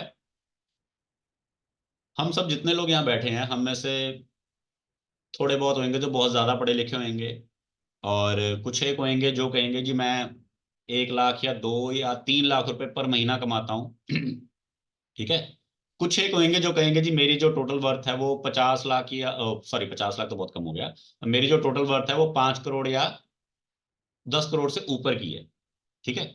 अब हम जिन कंपनीज में इन्वेस्ट करते हैं उनकी तो हैसियत बहुत गुनी ज्यादा है ना हमसे, समझते हो। और मैं ये नहीं कह रहा कि आंख बंद करके चलो जी ये उठा लिया, नहीं, उसको एनालाइज करो। अब एनालाइज कैसे करना है, एनालाइज करने के 3 तरीके बता रहा हूं। पहला ये उस कंपनी में 100 रुपए लगाए, 100 रुपए लगाए, उसको देखा कितनी ऊपर जा रही है कितनी नीचे जा रही है आपको समझ में आ जाएगा। दूसरा तरीका, उसके बारे में टोटल गूगल सर्च करना है, जितना हो सके। मोबाइल खरीदते वक्त सर्च मारते हो ना गूगल का, ये क्या है वो क्या है ऐसा क्या है वैसा क्या है, इसका किससे कंपैरिजन है इसका किससे है। और वो गूगल का सर्च कैसे आता है, या तो टीवी पे जब ऐड आती है या तो किसी दूसरे के मोबाइल में हाथ फोन देखा होता है, तो गूगल सर्च मारना है पूरा। ये 2 तरीके हो गए। तीसरा तरीका, जो आदमी इस चीज के बारे में जानता है उनसे सलाह लो कि सर बताइए कौन सा ले, उन्होंने बता दिया, फिर उसके ऊपर अपना जो सर्च करना है वो करो, या आपका जो मन भाता है कि यार मेरे को ये सही लग रहा है, वो आप सामने वाले से डिस्कस करो कि सर बताइए ये क्या पोटेंशियल रखता है। ये 3 तरीके हैं, और इन 3 तरीकों में से जो आपको सही लगता है वो तरीका आप अपनाइए। मेरे हिसाब से 70 to 80% आप फेल नहीं होंगे, आप आगे ग्रोथ ही लेंगे। और देखिए 100% कभी कुछ नहीं होता। एक एस्ट्रोलॉजर होने के नाते हम खुद कहते हैं कि जी भविष्य क्या है क्या नहीं है, तो मैं किसी को ये नहीं कहता भी गारंटी है 100%, क्योंकि मुझे मालूम है 100% कुछ नहीं होता। कब को कल क्या हो जाए किसी को नहीं मालूम। तो बड़ी बड़ी कंपनियों में भी लॉसेज होते हैं, आम आदमी को भी लॉसेज होते हैं। तो हम बड़ी बड़ी कंपनियों पे ट्रस्ट कर सकते हैं कि उनके पास पैसा भी हमसे बहुत ज्यादा है, दिमाग भी हमसे बहुत ज्यादा है, ठीक है। और वो बढ़ेंगी, उनके चांस ज्यादा है हमारे बढ़ने से। हम सब ने पिछले 1 साल में या पिछले 6 महीनों में अपने आप को कितने % पे ग्रो किया है, अगर आप खुद चेक करोगे ना तो आपको फील होगा यार हमारी तो ग्रोथ इतनी खास हुई नहीं है, बस हम तो तनख्वाह देख रहे हैं कि तनख्वाह बढ़ी कि नहीं बढ़ी। पर कंपनीज में ग्रोथ आती है, तो कंपनीज के साथ चलना बहुत जरूरी होता है। अगर कोई ऊपर जा रहा है तो भाई साथ में चिपक जाओ, हम भी ऊपर जाएंगे। ये मेन कारण होता है कंपनीज में क्यों इन्वेस्ट कर, ठीक है। क्लैरिटी मिल गई सबको, यस और नो। अब yes yes how much to invest. अब कई बार क्या होता है, हम करना कितना है। अब मान लीजिए मैं आपको यहां पर बताऊं, आप कॉन्फिडेंस में आ जाओ कि हाँ ठीक है जी लगा देंगे, नहीं। अगेन यहाँ पे स्मार्ट डिसीजन लेना है, कितना इन्वेस्ट करना है। मान लीजिए आपके पास 1 लाख रुपए, ठीक है। 1 लाख रुपया हम सबके पास होना आम बात है, और होना ही जरूरी चीज, ठीक है। आपके पास 1 लाख रुपए है, सभी मेंबर्स अपने अपने कैमराज ऑन रखें, मुझे भी अच्छा लगेगा कि भाई साहब ध्यान दे रहे हो, मैं कुछ सिखा रहा हूं तो, ठीक है। आपके पास 1 लाख रुपया है, तो 1 लाख रुपए में से आपको 20,000 रुपए अपने घर खर्च के लिए, जिसे आप कह सकते हैं सेविंग अकाउंट, ठीक है। देन उसके बाद 20 वो हो गया, साइड निकाल दो। फिर उसके बाद जो 80 बच गया, 80 में से 40,000 रुपीज आपने कहाँ डाल दिए, आप उसको डाल दो एफडी में, आप उसको डाल दो म्यूचुअल फंड में, आप उसको डाल दो गोल्ड में, आप उसको डाल दो प्रॉपर्टी में नहीं कहूंगा यहाँ, या इसके अलावा जो भी आपको बेस्ट ऑप्शन लगता है, जहां पे आपको लगता है मेरी इन्वेस्टमेंट सेफ है, कहीं नहीं जाती, ठीक है। अब देखो यहाँ बैंक भी हो गया, यहाँ पे गोल्ड भी हो गया, ठीक है। अब उसके बाद कितना बच गया, 40 ही हो गया, 20 हो गया, 4 तो 60 हो गया। अब हमारे पास कितना बच गया, सिर्फ 40,000। अब उस 40,000 में से 20,000 रुपए आपको स्टॉक मार्केट में लगाना होता है। अब कितना बच गया नीचे, 20,000। ये 20,000 हमारा रिस्क अमाउंट है, जो इस पॉइंट और इस पॉइंट के बीच में वेरी करेगा, इसमें नहीं वेरी करेगा, ठीक है। जो ये वाला एरिया है ना, ये हो चुका है, इसको नहीं दोबारा छेड़ना। क्योंकि देखिए, हम में से बहुत सारे लोग ऐसे होते हैं जिनकी मैरिज हो चुकी है, जिनके घर बार हैं। हमें सबसे बड़ा झटका पता कब लगता है, जब बच्चों की शादी करनी होती है या कोई गोल्ड बाय करना होता है। मुझे आज भी याद है, मेरी मैरिज के टाइम पे मेरा जो गोल्ड का प्राइस था, वो अप्रोक्सीमेटली ये कोई 30,000 के नियर चल रहा था, और मेरे को बड़ी मुश्किल हुई थी उस वक्त खरीदने में। 30,000 था, मुश्किल हुई थी खरीदने में। तो मैंने चेक काट के गोल्ड वाले पर्सन को दिया कि भाई साहब ये चेक रखिए, मेरे को गोल्ड की जरूरत है, और मैं आपको पेमेंट जो है 1-2 दिन में कंप्लीट करके देता हूँ कैश में। तो उन्होंने विश्वास किया, क्योंकि काफी पुराने नोन थे। तो गोल्ड में इसलिए इन्वेस्ट करना, और गोल्ड बढ़ता जा रहा। अभी मेरी मैरिज को तकरीबन 5 साल भी कंप्लीट नहीं हुए, तो आप हिसाब लगा लीजिए 30 to 35,000 रुपीज का जो प्राइस था, वो अब 60 प्लस हो चुका है। तो 5 साल में डबल हो चुका है। और आपकी एफडी कितने में होती है, 7 से 8 साल में। इसलिए मैंने बोला कि भाई साहब, गोल्ड में, म्यूचुअल फंड में, एफडी में, एफडी बाद में, एफडी में इतना नहीं लगाना जितना आप म्यूचुअल फंड और गोल्ड में लगाओ, ठीक है। इतना कंसेप्ट सबको समझ में आया? किसी को इसमें दिक्कत परेशानी, या किसी को थोड़ी क्लैरिटी ना आई हो कि जी क्या है क्या नहीं है? एक बार मैं सभी से जानना चाहूंगा, एक बार सभी से जानना चाहूंगा, अपने आप को अनम्यूट करके कंफर्मेशन दे दीजिए। हाँ जी, सब क्लियर सर। क्लैरिटी है ना? Yes sir. हाँ। Yes sir. अब जो अब एक बात बताइए, सर। अब इसमें आपको कहीं पर डर लग रहा है कि यार पैसा डूब जाएगा? कहाँ डूबेगा भैया, 100% नहीं, यहाँ तक तो नहीं। यहाँ तो सेफ है, यहाँ भी सेफ है, यहाँ इतना लगाया है, ठीक है। अब और ये जो रिस्क अमाउंट है, ये जो एंड वैल्यू अमाउंट है ना, इसको हमने यहाँ एडजस्ट करना है अगर हमें बाद में सही लगता है तो, या हमें यहाँ एडजस्ट करना है कि भाई साहब सेविंग अकाउंट में रखने हैं, घर पे कोई बात हो जाती है, कभी कोई बहुत सारे बातें आ जाती हैं, तो उस केस में आप जरूरी नहीं आपको इसी को यूज करना है। ज्यादा बात है, आप स्टॉक मार्केट से पैसा उठा सकते हो। और जैसे एग्जांपल के लिए मैं आपको बताऊं, मेरे कुछ व्यूअर्स जो मेरे को जानते हैं कि मैं पीछे छुट्टी पे गया था, तो पैसे चाहिए थे, मैं अपना सब कुछ बेच बाच के, मैंने क्या हो, जो मेरे अच्छे स्टॉक्स है मैंने उनको निकाला, और मेरे को क्या तकरीबन विद इन 15 डेज में मेरे को 32% की ग्रोथ मिली। मैंने पैसा उठाया, 1 लाख लगा हुआ था, 32,000 रुपये मिल गए, 32,000 निकाल के साइड हो गया, लाख रुपया वहीं पड़ा हुआ, ठीक है। बाद में उसमें घाटा हुआ नहीं हुआ वो बात की बात है, पर पैसा जब चाहिए होता है तो हमें मार्केट से मिल जाता है। और वही पैसा आपको कहीं बैंक में जाना हो, धक्के खाना है, तो कितना गड़बड़ है, ठीक है। चलो, अब ये हमने सर जी जी जी मैं सर, आप सिल्वर को किस टाइप का इन्वेस्टमेंट समझते हो? सिल्वर गुड इन्वेस्टमेंट है? देखिए मैम, सिल्वर पहले के टाइम पे तो बहुत अच्छी थी, जब सिल्वर ने एकदम से ग्रोथ देके गोल्ड को compete कर दिया था, बट अब बारी गोल्ड की है, सिल्वर की नहीं। और इसका बेस्ट एग्जांपल आपको तब समझ में आएगा, आप अपनी एक गोल्ड की रिंग और एक सिल्वर की रिंग गोल्ड शॉप के पास जाइए, उन्हें बाद में पूछिए कि मेरा इसका रिटर्न का रेट क्या है, तो आपको पता लग जाएगा कि आपके गोल्ड के ऊपर वो आपको कितना रिटर्न दे रहा है, और आपके सिल्वर के ऊपर आपको कितना रिटर्न दे रहा है। वहां से आपको इसकी क्लैरिटी मिलेगी, इंस्टेड ऑफ मार्केट से आपको इस चीज को अगर समझना है तो। क्योंकि रियलिटी को हमेशा एक्सेप्ट करना बहुत जरूरी है। टेक्निकल बातें जो है वो बातें ही रह जाती है जब एंड में बात पैसे की आ जाती है। क्योंकि आपने कमोडिटीज की बात की थी, इसलिए मैंने आपको कमोडिटीज के थ्रू रिप्लाई दिए, ठीक है मैम? क्लैरिटी मिल गई? Yes sir. हाँ, हाँ तो जी सर। मार्केट में जो है, जो सच है, जो साफ है, जो नजर आ रहा है, उस पे फोकस करो, क्योंकि जो गोल्ड के ऊपर का पैसा है ना, आम जनता गोल्ड सिर्फ खरीदती है, इन्वेस्ट नहीं करती। गोल्ड के ऊपर मेन इन्वेस्टमेंट होती है गोल्ड वालों की। वो तब गोल्ड के ऊपर अपना 100 करोड़ रुपया या 10 करोड़ रुपया लगाते हैं, जब उनको पता है कि मार्केट गिर रही है। अक्टूबर महीने की जो परचेजिंग होती है ना गोल्ड की, वो अक्टूबर महीने की परचेजिंग वो मार्च अप्रैल में ही कर लेते हैं, जब गोल्ड का भाव गिरा हुआ होता है। या फिर जब उनको पता होता है कि भाई साहब जून जुलाई में कोई गोल्ड की परचेजिंग ही नहीं होती, कोई कुछ होता ही नहीं है, वो तब परचेजिंग करते हैं गोल्ड की, आने वाले टाइम के लिए पहले ही। स्मार्ट इन्वेस्टर वो है, अमीर वो बनता है जो गिरे हुए में भाव उठाता है। महंगे में उठाने वाला स्मार्ट नहीं है, वो अमीर है। तो उसका तो काम ही अमीरी है। अमीर है तभी तो भाव महंगा खरीद रहा है। आम आदमी 100 रुपए किलो आलू खरीद ही नहीं सकता, एक अमीर आदमी 100 रुपए किलो आलू खरीदेगा, उसको भाव का कोई फर्क नहीं है। लेकिन जो स्मार्ट बंदा है वो क्या करता है, वो बल्क में खरीदता है कम प्राइस पे, फिर उसको हाई में बेचता है। ठीक है। अब यहां पर हमें जो है सेविंग अकाउंट पे, यहां पर हमें 4% का मुनाफा मिलता है अप्रोक्सीमेट। यहां पर हमें 8% से 10% का मुनाफा मिलता है।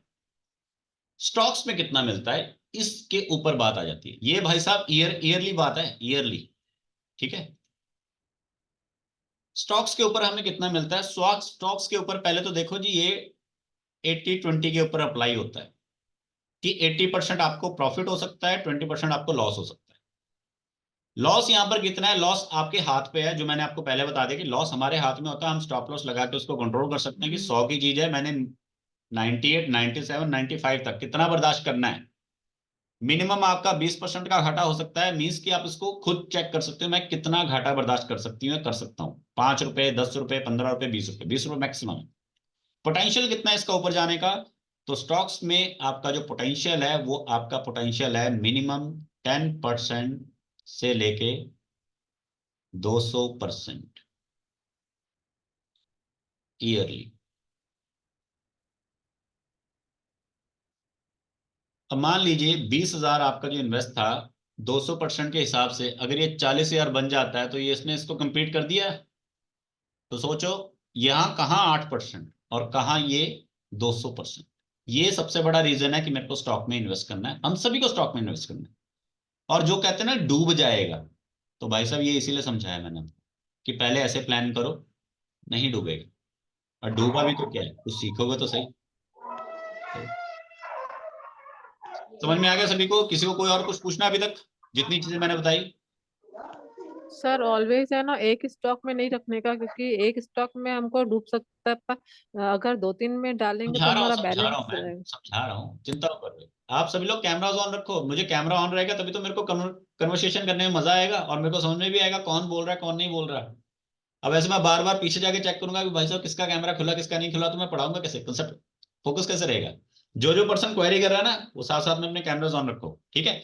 अब जैसा कि मैडम ने यहाँ पे बोला, तो मैं आपको ये नहीं कह रहा, मैंने अभी आपको कैपिटल समझाई, कैपिटल कितना रखना है। ठीक है ना, कैपिटल अपने कैपिटल टोटल कैपिटल का 20% रखो। अब आप सभी आप जानते हो कि आपके पास कितना पैसा है। ठीक है ना। अब ये मत सोचो कोई बोले मैंने 20,000 ही लगाना, नहीं। अगर आपके पास 10 लाख है तो आपको 2 लाख लगाना चाहिए, 1 करोड़ है तो 20 लाख तक लगाओ। और अगर आपके पास है ही टोटल 20,000 रुपए, तो भाई साहब पहले घर चला लो, स्टॉक्स वगैरह रहने दो, सीधी सी बात। ठीक है। स्टॉक्स में पैसा लगाना होता है तो कैसे लगाना है, अब उसके भी आगे डिवाइडेशन है, उसको समझना होता है। क्योंकि जब आपने एक बार डिवाइडेशन कर लिया तो क्लैरिटी रहेगी माइंड में कि भाई साहब कुछ नहीं होता, टेंशन फिकर सिक्योर हूं मैं। सबसे पहले स्टॉक्स कितने तरह के हैं, तो पहला है आपका लॉन्ग टर्म। ठीक है। दूसरा है आपका शॉर्ट टर्म। तीसरा है आपका पेनी स्टॉक।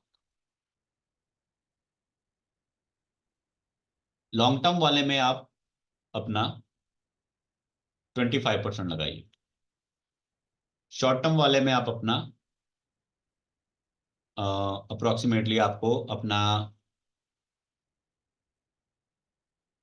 शॉर्ट टर्म वाले को छोड़ते हैं, पहले हम पैनी वाले की बात करते हैं। पैनी स्टॉक में आपको अपना 15% लगाना चाहिए। ठीक है।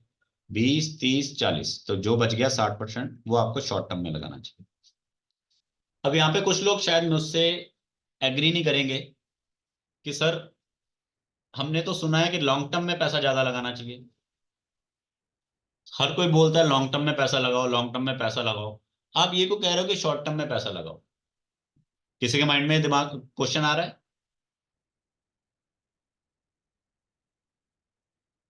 हेलो, कहाँ गए सबके सब? किसके दिमाग में क्वेश्चन आ रहा है कि लॉन्ग टर्म में क्यों कम बोला है मैंने और शॉर्ट टर्म में क्यों मैंने ज्यादा बोला है? सर मुझे लगता है अपनी रिक्वायरमेंट पे डिपेंड करता है कि आपको इमीडिएट पैसा निकालना है या ऐसे ही सेविंग के लिए रखा है। अरे नहीं नहीं मैम, यहाँ पे कौन सा कोई बाउंड साइन हो रहा है कि भाई साहब तुम्हारा पैसा नहीं निकलेगा? ये तो हमारे अपने मन में डिसीजन है।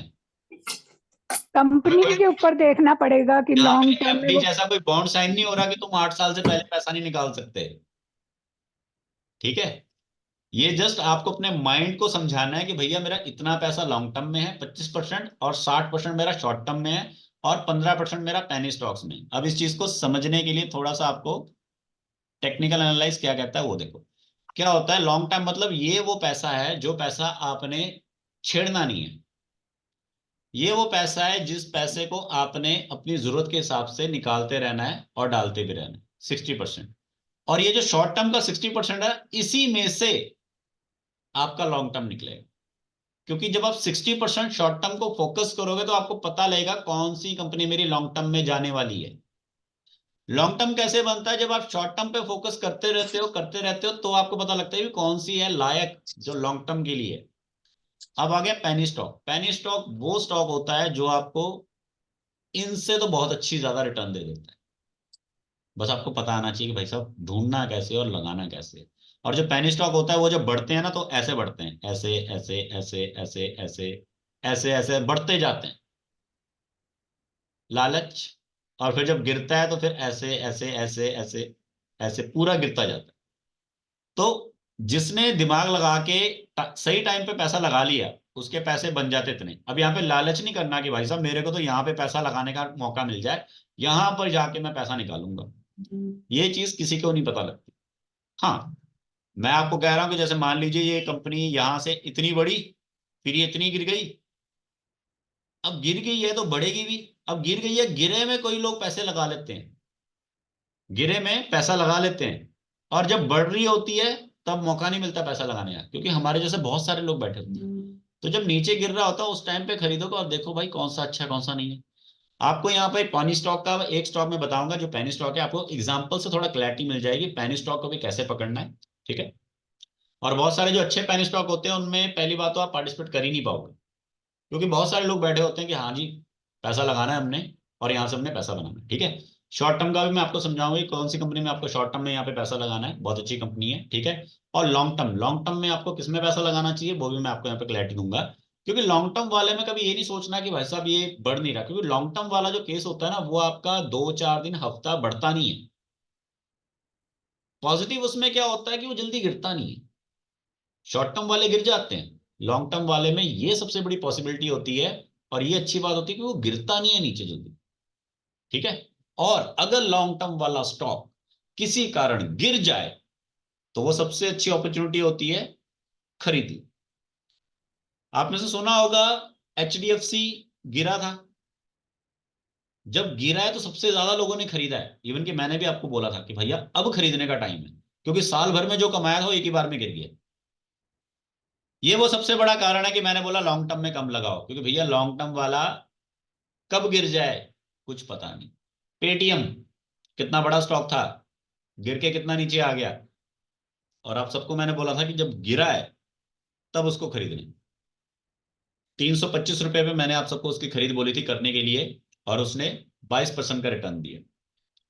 तो वो हमारा शॉर्ट टर्म हो गया, 22% पे हो गया। हमने स्टॉप लॉस लगा के छोड़ दिया कि भैया अगर नीचे गिरा 400 से तो बिक जाए, अगर ऊपर जा रहा है तो ऑटोमेटिकली वो लॉन्ग टर्म में कन्वर्ट हो जाएगा। ठीक है, ये हमारा अपना सर खुद का सिस्टम होना चाहिए, खुद का माइंड होना चाहिए। जी सर वो जैसे जियो फाइनेंस है, मैंने उसको 240-45 में लिया था, तो फिर वो पहले 75 गया, फिर 65 आया तो मैंने बेच दिया।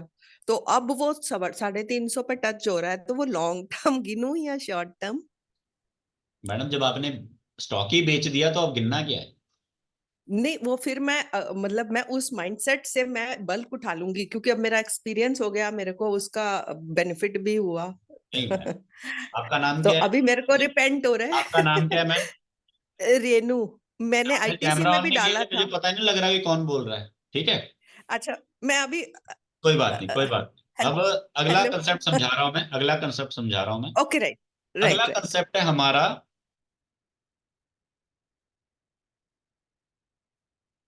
हिंदी आती ना सभी को?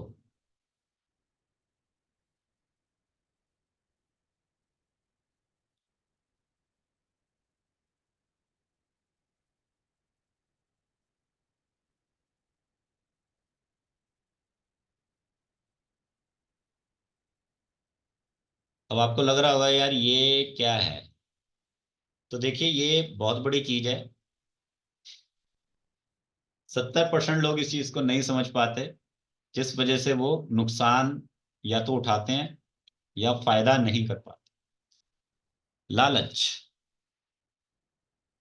अगर आप किसी स्टॉक में, जैसे एग्जांपल के लिए अभी रीनू मैम ने बोला कि जी जियो फाइनेंशियल 300 400 ऊपर चला गया, तो वो एक लालच है कि अब हम उस स्टॉक को उठा लें।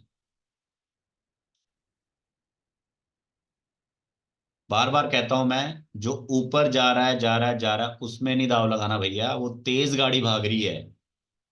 एक बात बताइए, रेलवे ट्रैक फॉर्म पे आपने देखा है गाड़ी जब एकदम स्लो स्पीड में होती है, ट्रैक पे खड़ी होती है, तब हम उसमें चढ़ते हैं। जब वो चल रही होती है तब हम उसमें नहीं चढ़ते।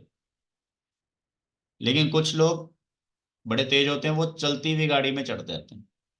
चलो चढ़ गए, चढ़ गए।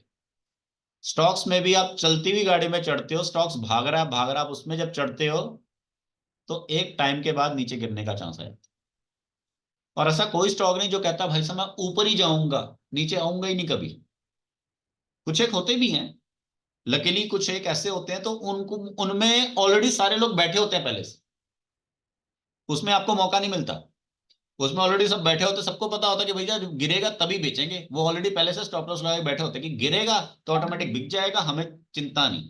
और जब गिरेगा तो जो लोग उस लालच में बैठे हुए हैं कि भाई हमें मिल जाए, उनका पैसा ऑटोमेटिकली वहां शिफ्ट हो जाएगा। उनका पैसा फंस जाएगा, हमारा निकल जाएगा। ठीक है?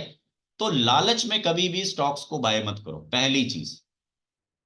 दूसरी चीज, डर, पैनिक।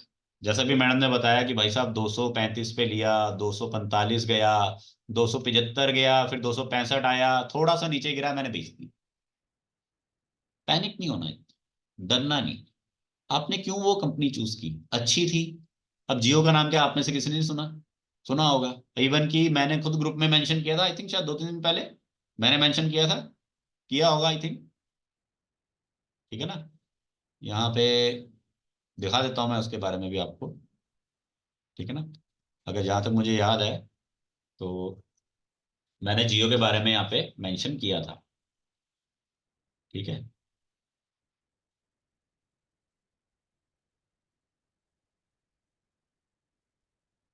हाँ ये देखिए, स्क्रीनशॉट दिख रहा है सभी को?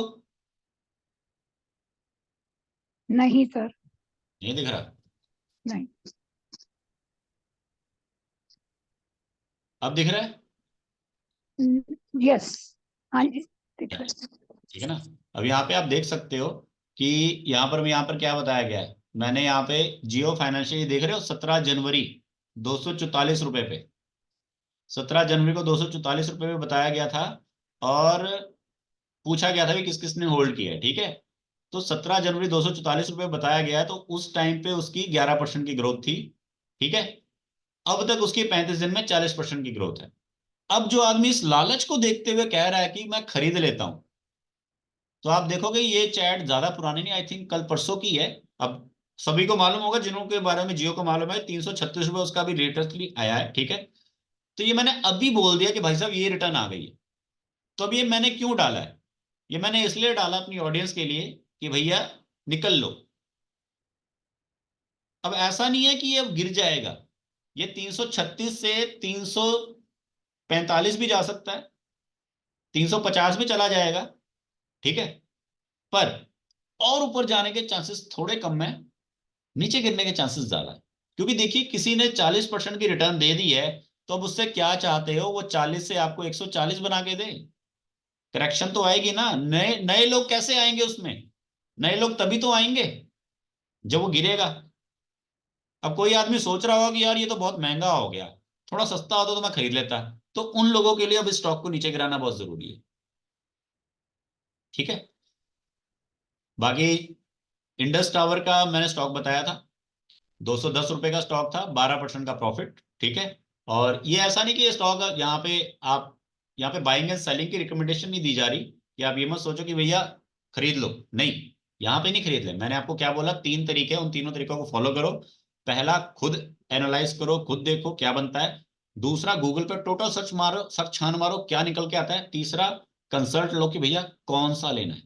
आपके पास कोई अच्छा स्टॉक है तो आप बताओ, और अगर आपके पास कोई अच्छा स्टॉक नहीं है तो सामने वाले से पूछ लो कि भाई साहब बताओ जी कौन सा अच्छा स्टॉक है। ठीक है ना, तो ये सब चीजें के बाद आपको डिसीजन लेना चाहिए कि भाई साहब मैंने कौन सा स्टॉक लेना है। ठीक है, एंड कभी भी लालच में नहीं लेना। ठीक है, कि लालच है तोल लेना है, और डर के साथ नहीं लेना कि भैया डर जाओ कि भाई साहब ये तो गिर रहा है बेच दो, नहीं, ये तरीके हमेशा हमें फेल कर देते हैं स्टॉक मार्केट में। ठीक है,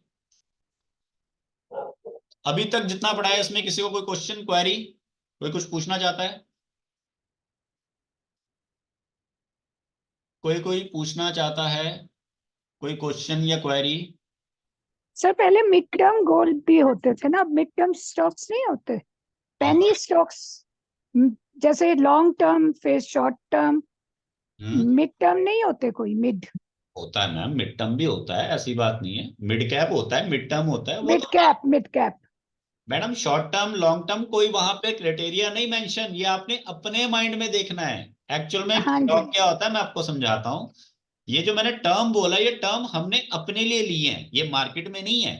हाँ हाँ मार्केट में वो, वो तो, मार्केट में वो उनका कैपिटल होता है कि शॉर्ट वाला मार्केट है, मिड कैप मार्केट है, लॉन्ग बड़ा लार्ज कैप मार्केट जी है। जी ठीक जी। है, अब जैसे मैं आपको एग्जांपल समझाता हूँ, हम में से हम सब लोग वोडाफोन आइडिया का नेटवर्क यूज करते हैं, उसका मार्केट बहुत बड़ा है, आया समझ में? स्टॉक कितने का है? छोटा ही है।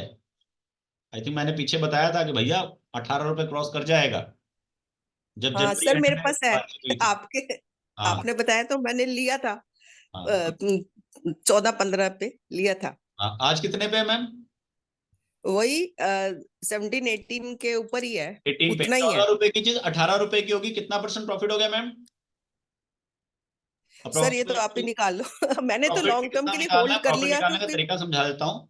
आप प्रॉफिट उसमें हो गया आपका अप्रोक्सीमेटली आपका 25 से 30% के बीच में प्रॉफिट बनता है वो। ठीक है, 25 से 30% के बीच में प्रॉफिट बनता है। 14 रुपए की चीज 18 रुपए पे होगी। ठीक है, सीधा सीधा 4 रुपए का प्रॉफिट है 14 से 18 का। ठीक है, अगर ऐसे तरीका नहीं समझ में आता तो 14 जो है उसको आप 100%, जैसे 14 रुपए है, ठीक है, अगर 16 रुपए की कोई चीज है, 16 रुपए यानी 100%, तो उसका चौथा हिस्सा कितना होता है? 4 रुपए, 4 चौके 16 होता है ना, तो 4 रुपए ऐड हुआ मतलब 25%। तो ये चीज 16 की नहीं थी, 14 की थी, तो 25 से 30% के बीच में प्रॉफिट है नाना करते हुए। तो अब मैम उसको सेलिंग का टाइम है, अदरवाइज अपना प्रॉफिट आप खो दोगे। ठीक है, सेलिंग कर हाँ दो, सर ठीक है, थैंक अदरवाइज यू जो स्टॉप लॉस का मैंने आपको फंडा समझाया वो उस पे लगा दो। ठीक है, पर सर ये तो बोल रही ठीक है है कि मतलब लॉन्ग टर्म के लिए रखेंगे इसको पेनी स्टॉक की तरह। हाँ तो रखे रखो। सर, हमने ये सुना था कि इसे टेक ओवर कर रहा है जियो पहले, क्योंकि उसके उसने राइट्स ले लिए हैं ना, ये इसके जो क्रिकेट के सारे राइट ले लिए हैं, तो ये दो ही कंपनियां रहेंगी, पर गवर्नमेंट अपना शेयर दे दिया, 33% का उन्होंने शेयर दिया, गवर्नमेंट ने ले लिए कि ये कंपनी डूबे नहीं। हाँ तो मैम, ये मैंने गूगल पे पढ़ा था सर, जैसे मैं आप बताते हो। वही मैं आपको समझा रहा हूँ कि चीजों के हाँ बारे में खुद का रिसर्च हो तो हमारा स्ट्रांग उस पर फेथ बनता है। और यही चीजें जब मेरे को भी पता लगी थी तभी मैंने आपको बोला कि भैया जाएगा, चिंता क्यों कर रहे हो, 80 करोड़ रुपए कोई बकवास है, क्यों लगाए उसने, इसीलिए लगाए हुए हैं। और एफआईज का बहुत ज्यादा होल्ड है, और गवर्नमेंट, और जब गवर्नमेंट बीच में आ गई तो मैडम जियो तो इतना नहीं ले पाएगा, जियो का आप फिक्र मत कीजिए, जियो के पास अपने खुद के बहुत सारे वो है। ठीक है, इवन कि इसमें जो हमारा टेस्ला कंपनी का जो ऑनर है ना, उसने भी इंटरेस्ट दिखाया था, पर वीआई कंपनी ने मना कर दिया था, जिस वजह से उसके ऊपर करेक्शन बहुत आई थी, बहुत नीचे गिरा था। ठीक है ना, हाँ तो सर, along गवर्नमेंट नहीं चाहती क्योंकि ये भारती और ये इसमें जियो में सिर्फ इन दोनों की मोनोपोली हो जाएगी और ये रेट बढ़ाते चले जाएंगे और इंडियन कंज्यूमर्स का लॉस होगा, इसलिए गवर्नमेंट 3 कंपनियां चाहती है, तो उसने 33% स्टेक ले लिया है। हाँ सो बिल्कुल फर्दर भी, हाँ, तो इसी वजह से मैंने सोचा रखूं, बिल्कुल, तो एक नहीं बार फिर रखो मैं रखो, निकाल बहुत दूंगी। अच्छी बात है। पता क्यों, देखो मैंने आपको क्यों बोला कि अभी उसमें आपको 30% का प्रॉफिट मिल रहा है। मान लीजिए अभी आपको 30% का प्रॉफिट मिल रहा है। आज आपके पास, आप मान लीजिए आपने उस पर 1 लाख रुपए लगाए, एग्जाम्पल 1 लाख रुपए के आपके आज कितने बन गए, 1,30,000। ठीक है, हाँ हाँ आज जी, उसका प्राइस 18 रुपए चला गया, कल को किसी कारण से उसका प्राइस 18 से 16 आ जाता है, नीचे गिर गया, हाँ हाँ, ओके ओके, इन फिर केस, खरीद लो। तो हाँ 1,30,000 रुपए में गुड, 16 रुपए के हिसाब से तो और ज्यादा मिलेंगे। हाँ सही है, ये अब मुझे समझाने की समझ आ कोशिश कर गया। रहा हूं मैं आप सभी को, राइट कि आज राइट आपके राइट, पास जो स्टॉक है वो आपके 14 रुपए के भाव पे है, 1,30,000। जब उसको सेल करोगे 1,30,000 खाते में आएगा, फिर जब उसको दोबारा खरीदोगे नीचे गिरने पे, तब उसका प्रॉफिट बढ़ेगा। ओके, अब समझ आई गेम। और ओके, कभी ऐसे ही ऊपर नहीं अब जाता। हाँ इससे पहले भी एक बार समझाया था ना, कि एक बार हाँ पहले हाँ, उसने हिट किया था 15 रुपए, जून में, जून नहीं सॉरी, जनवरी स्टार्टिंग में ईशा मैम ने मुझसे पूछा था फोन कॉल पे, तो मैंने उनको बोला मैम खरीद लो, खरीदा क्यों नहीं, तो वो मिस हो गया था। तो वही हुआ, ऊपर हिट गया, उसके बाद नीचे डाउन आया, फिर दोबारा ऊपर हिट किया। ठीक है, तो ये हाँ सिस्टम हाँ, समझना है। जब ऊपर है सेल करो। अब जैसे एग्जांपल के लिए अरीडा का स्टॉक मैंने सेल कर दिया था 190 के आसपास, मैंने उसको सेल कर दिया था। सेल करने के बाद मैंने उस स्टॉक को अभी रिसेंटली, उसके बाद दोबारा मैं अभी बुक करना शुरू कर रहा हूँ। तो अरीडा का स्टॉक जिस किसी के पास भी है अभी डाउन जा रहा है, सब लोग परेशान होंगे, फिक्र मत करो, थोड़ा सा और डाउन जाएगा, उसके बाद हाई आएगा, तो सबको एवरेज करना है अरीडा। हाँ ओके, अरीडा भी थोड़ा और डाउन जाएगा, पर मैंने सबको क्यों बोला कि भैया बाय कर लो। अब आप सोचोगे कि यार डाउन जा रहा है तो क्यों बोल रहे हैं बाय कर लो, क्योंकि कई बार क्या होता है, हमें मौका नहीं मिलता स्टॉक को खरीदने का, इसलिए घाटे में ही खरीदना पड़ता है, ताकि जब मुनाफा हम्म, पूरा हो तो हम उस लाइन में पहले से बैठें। ठीक है, रिग्रेक्ट ओके, होने। Thank you. चलिए, धन्यवाद। एंड अगला हमारा जो टॉपिक है वो ये है कि हमने स्टॉक बाय कौन सा करना है। ठीक है, तो स्टॉक कौन सा बाय करना है, तो यहाँ पे मैं पहले जानना चाहूंगा कि हम में से किस किस ने कौन सा स्टॉक लॉन्ग टर्म में, कोई पर्सन यहाँ बता सकता है कौन सा स्टॉक बाय करना चाहिए।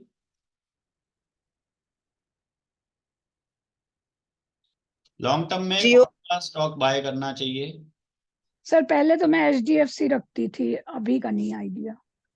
अच्छा, अभी का नहीं आइडिया। सर एनर्जी से रिलेटेड जो भी हो, कि आने वाले टाइम में एनर्जी इलेक्ट्रॉनिक पे ज्यादा रहेगा, बाइक्स वगैरह पे वो रहेगा। गुड। और सोलर टेक्नोलॉजी भी बहुत इम्पोर्टेंट है आने वाले टाइम के लिए, तो मे बी वो बेटर रहेगा। जब भी हम लॉन्ग टर्म की बात करते हैं ना, तो वो हमेशा एक बड़ी कंपनी होनी चाहिए, पहली चीज। देखिए सबका अलग अलग पॉइंट ऑफ व्यू है, आपका पॉइंट ऑफ व्यू बिल्कुल गलत नहीं है, बिल्कुल सही है। ठीक है ना।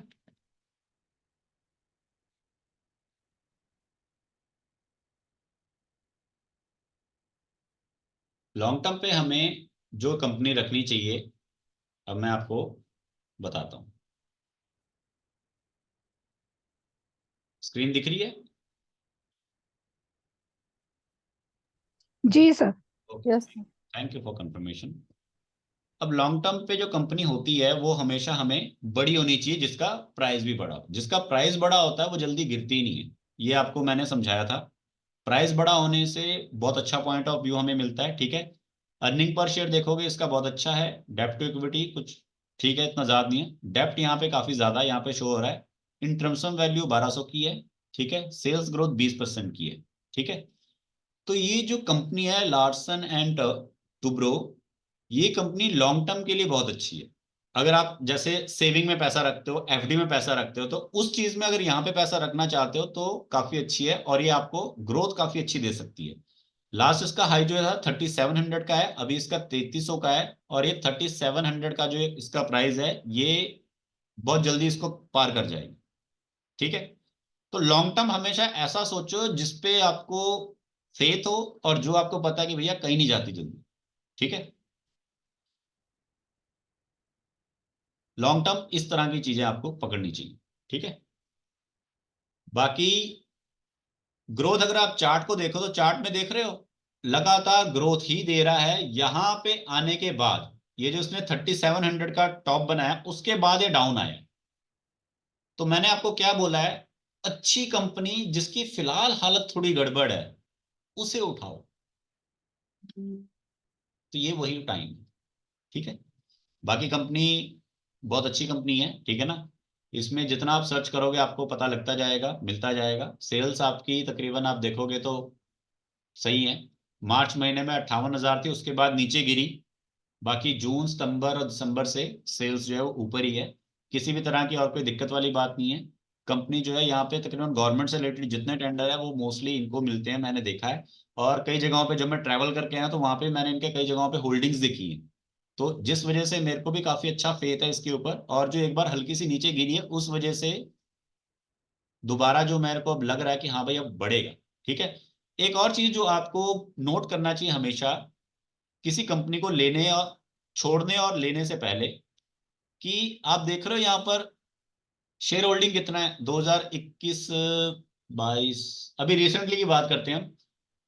2022 में दिसंबर 2022 14,000, 14,18,000, 14,25,000, 14,23, 14,7, ये जो नीचे गिरा है उसके बाद 14,54। आप देख रहे हो इन तीनों को कंप्लीट किया इसने, सीधा यहां सितंबर के मुकाबले में आया। ये चीज मेन, ठीक है। इसके अलावा ये कुछ एनालाइज होते हैं टेक्निकल, जिससे आपको थोड़ा पता लगता है कि भाई साहब कंपनी सही है नहीं है, ठीक है। एफआईज मतलब कि जो बाहर के लोग हैं वो इसमें कितना डाल रहे हैं, ठीक है। 72 से थोड़ा 50 थोड़ा कम हुआ है। ये दिसंबर का है, अभी हमारा फरवरी ऑलमोस्ट एंड हो रहा है। मार्च का चार्ट आएगा तो अलग आएगा। मार्च के चार्ट में अगर यहाँ पे ग्रोथ अच्छी दिखी तो प्रॉफिट बुकिंग बहुत अच्छी हो जाएगी, हमारा चांस निकल जाएगा, ठीक है। डीआईएस जो लोकल होते हैं 30.16 से 34 हो गया, ठीक है। बाकी आपका गवर्नमेंट का सेम बराबर ही है। गवर्नमेंट अपनी जगह पे पूरी कायम है, ठीक है। गवर्नमेंट पिछले काफी टाइम से कायम है, 2000 मार्च 2021 से थोड़ा अपने आप को कम किया, बाकी गवर्नमेंट वहीं पे है। और ज्यादातर जो जितने स्टॉक्स है वो इन्हीं को ही मिलने हैं, ऑर्डर्स वगैरह इन्हीं को ही मिलने हैं। और अगर आपको कुछ लेटेस्ट जानकारी चाहिए होगी तो इसके ऊपर आप गूगल करेंगे तो आपको सब पता लग जाएगा कि भैया क्या है कंपनी, कितना है कितना नहीं है, ठीक है। जैसे कि यहाँ से जो लेटेस्ट खबरें हैं वो यहाँ पर आती हैं कि कितना ऑर्डर मिला है, कितना क्या है। और जो हमारा राम मंदिर है वो भी इसी कंपनी ने बनाया था, ठीक है ना। तो बड़ी बड़ी चीजें इन्हीं को मिलती है। लेकिन राम मंदिर बनाने में उन्होंने अपना कोई शेयर नहीं लिया था, कोई प्रॉफिट नहीं लिया था, सारा वो डोनेशन में गया। ये भी वो एक कारण है कि कंपनी ऊपर नहीं बढ़ती, ठीक है। चलो, अब आ गया हमारा मिड वाला। अब देखिए मैं यहाँ पे आपको ज्यादा नहीं बता सकता।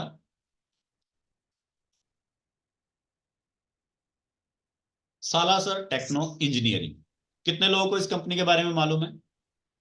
बहुत लोगों सर मैंने किया। Yes sir.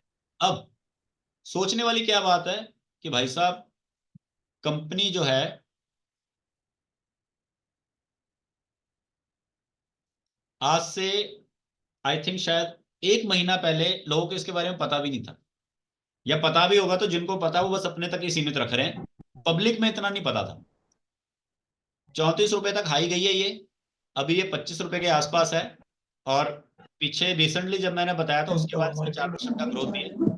जिन्होंने भी मेरे कहने पे 23-24 रुपए पे अपना प्राइस एवरेज कर लिया है, ठीक है, उन सबका यहाँ पे प्रॉफिट जो है ठीक ठाक बुक हुआ है, ठीक है। अब यहाँ पे इसमें प्रॉफिट बुक नहीं करना लेकिन किसी ने भी, अब कोई अगर ये सोच के बैठा कि भैया बस मेरे को मिल गया मैं जरा बुक कर लूं, तो वो गलती मत करना, ठीक है। ये कंपनी यस सर, मैंने 50% ही बेचे, 50% रख लिए। नहीं, अभी बाइंग का टाइम है ये, मैं इसलिए तो बता रहा हूँ। 34 रुपए ऑलमोस्ट, इसको आप 35 मान के चलो यार, 35 से 10 पॉइंट नीचे गिर गया, ठीक है। या ये कह लिए 34 रुपए से -10 कितना हो गया, 24 रुपए हो गया। तो 24 रुपए पे आप सभी को बाइंग की बात कही गई थी, अभी 25.4 है, 4% 11% का ग्रोथ अभी भी है। अब इस कंपनी का पहला टारगेट क्या है कि भैया मेरे को ये वाला अचीव करना है। और आप सभी को जब मैंने बाइंग करवाई थी आप सभी के पास बोनसेस भी आए थे। जो व्यक्ति हम में से 50 या 100 स्टॉक्स ही बाई करने की हिम्मत रखता था, आज उसके पास 100, 200, 300, 500 स्टॉक्स के आसपास है ये वाला शेयर। तो बोनस भी बहुत अच्छा देता है, ठीक है ना। ग्रोथ बहुत अच्छी है, नंबर ऑफ शेयर कम 158। कोई भी कंपनी सिलेक्ट करनी है उसके स्टॉक्स कम होने चाहिए। अब सुनो समझाता हूं। आप सब्जी खरीदने जाओ, एक आदमी के पास बहुत सारे आलू हैं, बहुत सारे, तो वो परेशान हो जाएगा कब तक बिकेंगे, वो सस्ता बेचेगा, ठीक है। अब एक दूसरे सब्जी वाले के पास गए जहां पे आपको कोई सब्जी की आइटम दिख रही है बहुत कम है, उसके पास लिमिटेड है, तो अब उसके पास ज्यादा से ज्यादा लोग आएंगे कि भैया इसी के पास मिल रही है और कहीं नहीं मिल रही, और वो वैल्यू चाहे उसको बढ़ा के भी बेचेगा तब भी बिकेगी। तो किसी के अगर स्टॉक्स शेयर्स कम है तो वो बहुत अच्छा पॉइंट होता है, ठीक है। स्टॉक्स कम है तो बहुत अच्छा पॉइंट होता है, ठीक है। सेल्स ग्रोथ आपको यहाँ फोकस करनी चाहिए, सेल्स ग्रोथ कितनी है, ठीक है। सेल होएगी तभी तो कुछ होएगा। उसके बाद आपको क्या देखना है, प्रमोटर होल्डिंग। प्रमोटर मतलब वो लोग जो कंपनी में काम करते हैं और चाहते हैं कि हमारी कंपनी बढ़े, अगर वो उसमें है तभी वो बढ़ेगी, हमारे और आपसे नहीं बढ़नी, वो उनसे बढ़नी है, ठीक है। ये चीजें मेन आपको यहाँ पर ध्यान करनी है, ठीक है। अब आ जाते हैं इसके चार्ट के ऊपर। चार्ट क्या कहता है? चार्ट में अगर आप ध्यान से देखो तो भाई साहब मैंने आपको क्या बोला कि कभी भी चढ़ती हुई गाड़ी में सफर नहीं करना।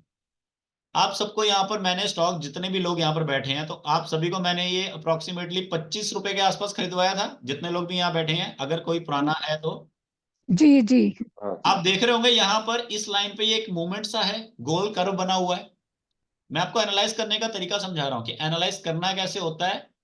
चलती हुई गाड़ी में नहीं बैठना होता, भागना नहीं होता, कूदना नहीं होता। अगर आप यहाँ पर ध्यान से देखो तो ये मूवमेंट बना हुआ है, ऊपर जा रहा है, उसने थोड़ा ब्रेक लगाई, आपको वक्त दिया बैठने का, उसके बाद जिसने भी यहाँ पर पैसा लगाया उसका पैसा यहाँ तक ऊपर गया है, ठीक है। और आप सभी को मैंने क्या बोला था कि भाई साहब 10%, 15%, 20% अपना टारगेट सेट करो, तुम्हें कितना चाहिए। आप सभी ने, जिसको जितना चाहिए था उसने उतना प्रॉफिट यहाँ पर बुक किया है। एंड आप सब देख सकते हो कि ये 7 फरवरी का दिन था, एंड मैंने आप सभी से 6 फरवरी को छुट्टी ले ली थी कि भैया मैं 7 फरवरी को अवेलेबल नहीं हूँ। तो आप सभी को उस टाइम पे बुकिंग अपनी करके यहाँ पे फ्री होना था। और आप सब में से जिन्होंने समझा है उस चीज को, मार्केट को, उन्होंने यहाँ पे प्रॉफिट भी बहुत अच्छा बुक किया है। और जो मैंने शेयर लोग कर सिर्फ दिया। लालच में रहे हैं, जो भी मैंने कंसेप्ट समझाया, उनके लालच के बाद वो लालच उनका 33 रुपए से गिर गिर के ये दोबारा यहीं पे आ गया है 25 रुपए, ठीक है। एंड अगेन आप सभी को मैंने बाइंग बताई थी कि भैया आप सभी ने, आई थिंक शायद उस दिन 16 फरवरी का दिन है ये, 16, 19, 21, 16 फरवरी को मैंने आप सभी को क्लैरिटी दिया था कि स्टॉक्स में मूवमेंट आने वाली है, वो इससे ज्यादा नीचे नहीं गिरने वाला, और अगर गिर गया तो दैट मीन्स वो पब्लिक का इंटरेस्ट और पब्लिक का ट्रस्ट खो देगा। तो स्टॉक ने अपने आप को दोबारा रिकवर करने के लिए अपने आप को नीचे नहीं गिरने दिया। आप ये जो चीज देख रहे हो ना, ये चीज जहां से हमने गाड़ी पकड़ी थी दोबारा ऊपर चढ़ने के लिए, स्टॉक वहीं तक नीचे आया, उससे ऊपर, उससे नीचे नहीं गया, फिर उससे ऊपर गया। तो ये हर कंपनी को एक अपनी गाइडलाइन और डेडलाइन को डिसाइड करना पड़ता है कि लोग मेरे अंदर विश्वास बनाए रखें। इसलिए ये एक एनालाइज होता है हमारे थ्रू कि हमको आपको बताना है कि भाई कहाँ पे आपको बैठना है, कहाँ पे आपको चढ़ना है, और कहाँ तक आपको जाके उतरना है, रुकना है। तो ये है आपकी शॉर्ट टर्म कंपनी जिसमें आप सभी को इन्वेस्ट करना चाहिए। बट मेरी तरफ से मैं यहाँ पर आप में से किसी को भी बाइंग एंड सेलिंग का रिकमेंडेशन नहीं दे रहा हूँ कि कल को आप ये ना बोलें कि जी मेरे को नुकसान हो गया, क्योंकि खरीदना और बेचना ये दोनों एक कला है, आपको पता होना चाहिए। स्टॉक मार्केट में प्रॉफिट वही कमाता है जो राइट टाइम पे बाइंग और राइट टाइम पे सेलिंग करता है। लॉन्ग टाइम की अगर आप बात बोलो तो अगर किसी ने यहां पर बाइंग किया इसको 27 फरवरी, ठीक है ना, पिछले एक 2021, 21 दिसंबर, तो जिसने अगर मान लीजिए पिछले साल इसको बाय किया होगा इन केस, ठीक है ना, जैसे कि हमारा ये 1 साल का चार्ट है, तो जिसने पिछले 1 साल पहले बाय किया होगा, तो वो आदमी अगर लॉन्ग टाइम में बैठा तो उसको प्रॉफिट है। बट अगर उसने यहाँ पे सेल किया होगा तो उसको ज्यादा प्रॉफिट है या यहाँ पे सेल करने पे ज्यादा प्रॉफिट है। और दूसरी बात, अगर आप लॉन्ग टर्म की बात कर रहे हो, अगर मान लीजिए लॉन्ग टर्म में ही अगर आप हो, फिर भी अगर आप जस्ट यहां से लेके अगर आप यहां से लेके यहां तक का सफर देखें, तो यहाँ पे 9 रुपए से लेके स्टॉक बढ़ के 14 रुपए तक आया। 9 रुपए से 14 रुपए तक का सफर आपको ज्यादा अच्छा लग रहा है, या 14 रुपए से लेके 33 रुपए तक का सफर आपको ज्यादा अच्छा लग रहा है, जो लॉन्ग टर्म की बात हो रही है। तो यहाँ पे शॉर्ट टर्म अगर आप डिसीजन लेते हो तो आपको बड़ा अच्छा प्रॉफिट होता है, और साथ ही में शॉर्ट टर्म का डिसीजन आपका अपने एनालाइज के थ्रू ऑटोमेटिकली लॉन्ग टर्म में क्लियर होना चाहिए। Discuss about yes bank. Yes bank में मैम, यस बैंक में भी आप यही कहूंगा कि फिलहाल उसको भी सेल कर दें, प्रॉफिट बुक कर लें, जब वो दोबारा गिरे उसके बाद उसमें बाइंग कर लें। ठीक है, तो ये था हमारा मिड वाला स्टॉक। अब आ जाता है एक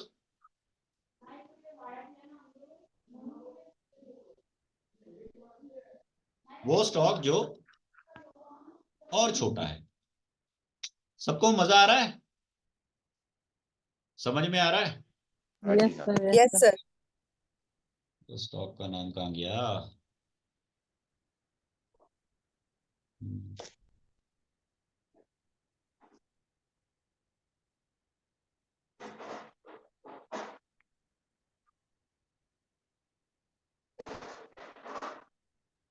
थिंक किसी को मैंने शेयर किया था स्टॉक। चलिए नेक्स्ट स्टॉक, मेरे बताने से पहले आप बताइए, आपका फिलहाल आपकी नजर में आपका बेस्ट स्टॉक कौन सा है?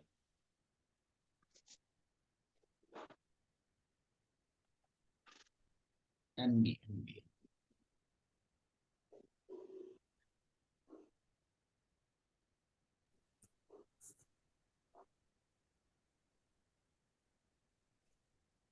आपकी नजर में आपका बेस्ट स्टॉक कौन सा है? यह है आपका नेक्स्ट पेनी स्टॉक, जो जिसपे आप सभी को फोकस रखना चाहिए। अगेन मैं आपको समझा रहा हूं कि कभी ये मत सोचो कि नीचे गिर रहा है, गिरा हुआ है, घाटे में है तो नहीं खरीदना, और ये भी कभी मत लालच करो कि भाई साहब बढ़ रहा है बढ़ रहा है बढ़ रहा है खरीद लो। ठीक है, अब ये NB trade and finance limited का स्टॉक है, देख रहे हो यहाँ पे लाल लगा हुआ है, घाटा। ठीक है, अब घाटा देख के सब लोग पहले ही दूर हो जाएंगे कि भैया ये तो घाटा है। कितने लोगों को ये कंपनी अच्छी लग रही है और कितने लोगों को ये कंपनी बेकार लग रही है? सभी लोग अपने आप को अनम्यूट करें, क्योंकि देखिए जब तक आप कुछ खुद से एनालाइज नहीं करेंगे, आपका खुद का। सर ये एक अच्छी कंपनी है, बेहतर है, क्योंकि फाइनेंस सर्विस है तो फाइनेंस के रिलेटेड अभी डिमांड ज्यादा ही है मार्केट में, तो मेरे ख्याल से तो ये अच्छी है। सर प्रमोटर्स होल्डिंग अच्छी दिख रही है 39%, good, that is the main almost point 40%। और जी। डेप्थ नहीं है सर, डेप्थ नहीं है इसमें। गुड। और डेप्ट सर, ये 11 करोड़ का डेप्ट है सर। फाइनेंस वाली अरे हाँ, कंपनी डेप्थ डेप्ट नहीं। होता ही है। फाइनेंस की कंपनी। हर बैंक कर्जे में है तभी तो आपको पैसा मिल रहा है। हर बैंक कर्जे में है तभी आपको पैसा मिल रहा है। ठीक है, Sales growth is 103%. Very good. Profit growth नहीं है बट लेकिन सेल्स की ग्रोथ है। ठीक है, अब ये तो आपका एक तरीका हुआ चार्ट को फंडामेंटली एनालाइज करने का। देखिए जिसकी आवाज आ रही है अपनी आवाज बंद कर लें, ठीक है ना, कहीं यहां से मैं ना आपको बंद कर दूं, इसलिए आप सभी ध्यान रखें। अब यहां पर तक हमने ये जो हम ये देखते हैं ना, इसको बोलते हैं फंडामेंटल एनालिसिस, कि नंबर क्या बोल रहे हैं, ये है फंडामेंटल। दूसरा आता है टेक्निकल। टेक्निकल का जो एनालाइज होता है वो आता है चार्ट के ऊपर। अब चार्ट को मैं समझाता हूं क्यों मैंने बोला भैया इसको लेना चाहिए। बट अगेन मेरे कहने पे यहाँ पे खरीद बेच नहीं करना, क्योंकि स्टॉक से पैसा वही बनाता है जो राइट टाइम पे एंट्री और राइट टाइम पे एग्जिट लेता है, अदरवाइज आपका पैसा स्टक हो जाता। देख रहे हो, जिस आदमी ने कहीं भी पैसा लगाया हो, यहां लगाया हो, यहां लगाया हो, यहां लगाया हो, उसका यहां तक जाते जाते 28-30 रुपए तक पैसा बना। अब इसका पैसा कितना आ गया नीचे, अब इसकी वैल्यू कितनी आ गई है देख रहे हो? अब इसकी वैल्यू आ गई है यहाँ 15 रुपए के आसपास।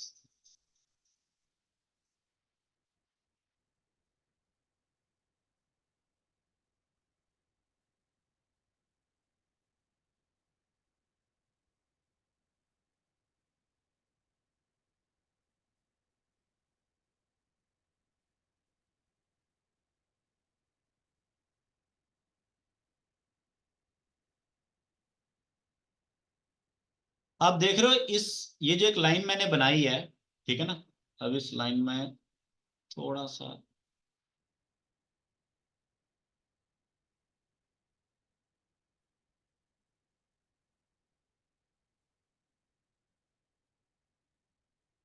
अब आप देख रहे हो ये जो एक मैंने लाइन बनाई है, इन दोनों लाइनों के बीच में ही ये प्राइस ऐसे ऐसे ऐसे ऐसे चलेगा और उसके बाद इसने ऐसे ऊपर ग्रोथ किया और उसके बाद डाउन दिया।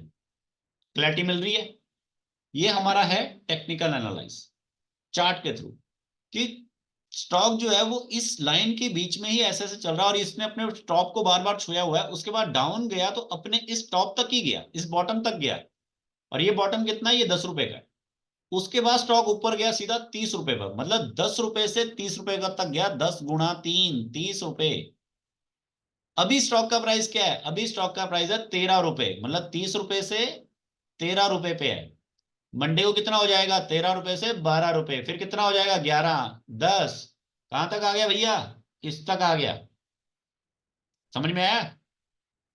अब एक बात बताओ कि जो चढ़ रहा है उसमें पैसा लगाओगे, अब मान लो ये चढ़ने लग गया, आपने यहां कहीं पे पैसा लगाने का सोचोगे तो आपसे लगेगा ही नहीं। अगर आपका प्लान नहीं है तो लगेगा ही नहीं, जिसका पहले से प्लान है उसके लगेगा। जिसका सामान पैक होता है, जो बस अड्डे पे खड़ा होता है, उसको बस मिलती है, उसको सीट मिलती है। जो घर से अभी बोले कि चल ठीक है मैं चलता हूं, उसको नहीं मिलती।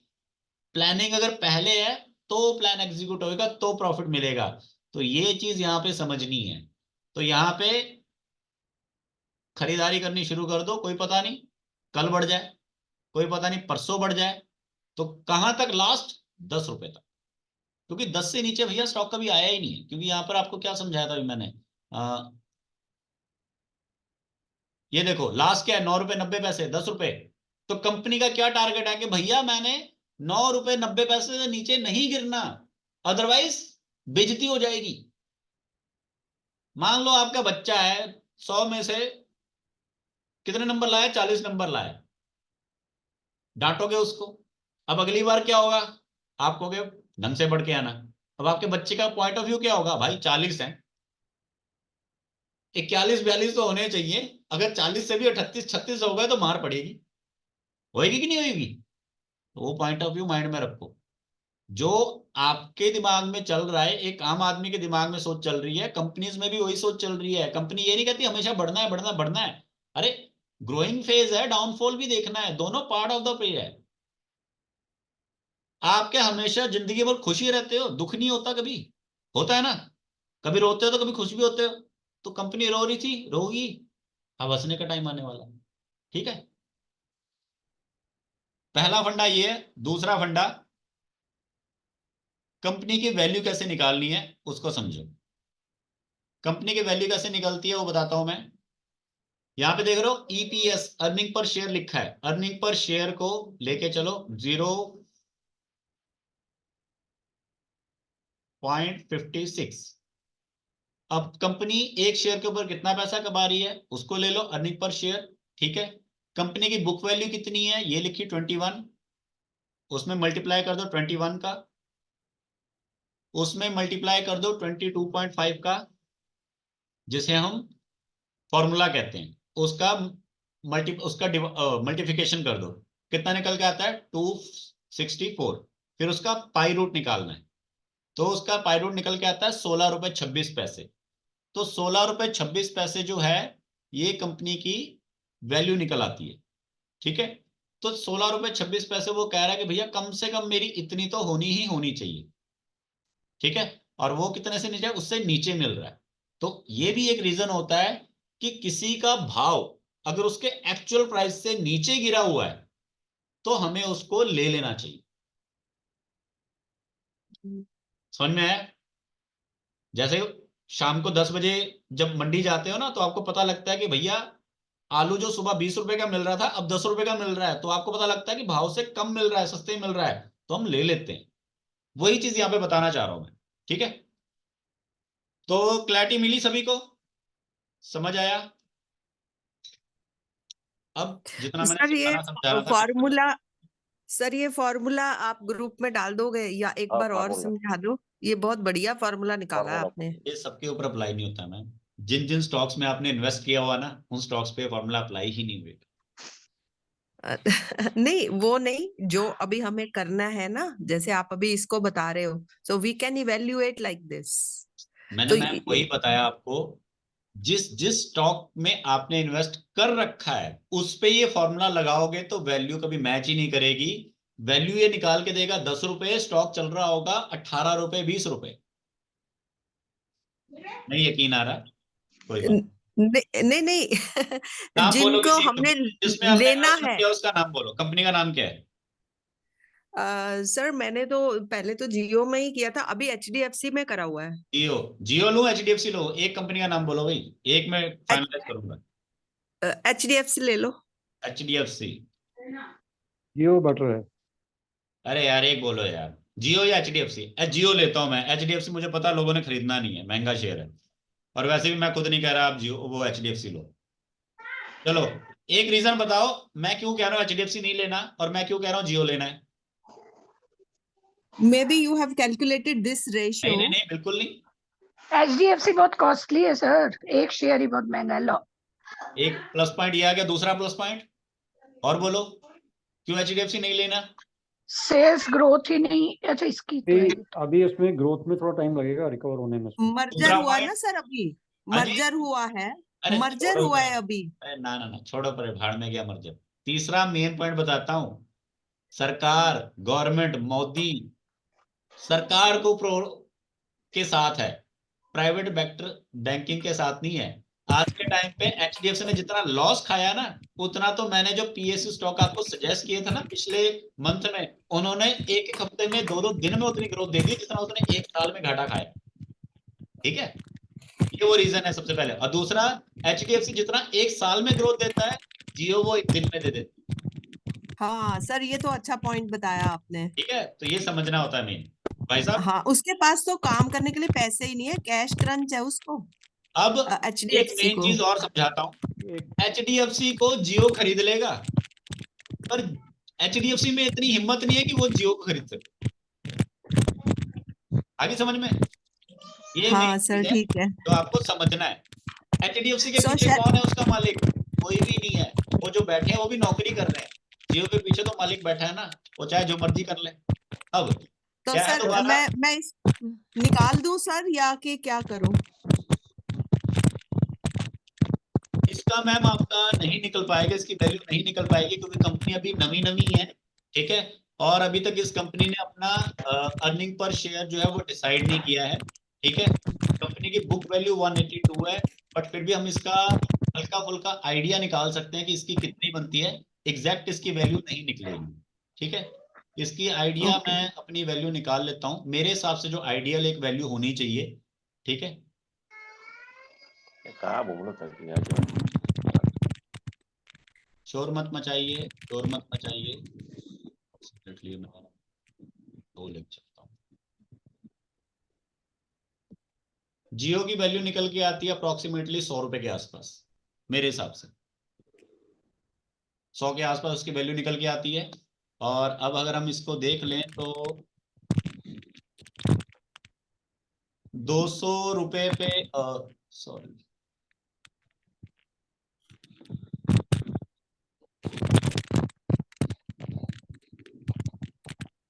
मेरे हिसाब से इसकी वैल्यू 200 के आसपास है। ठीक है,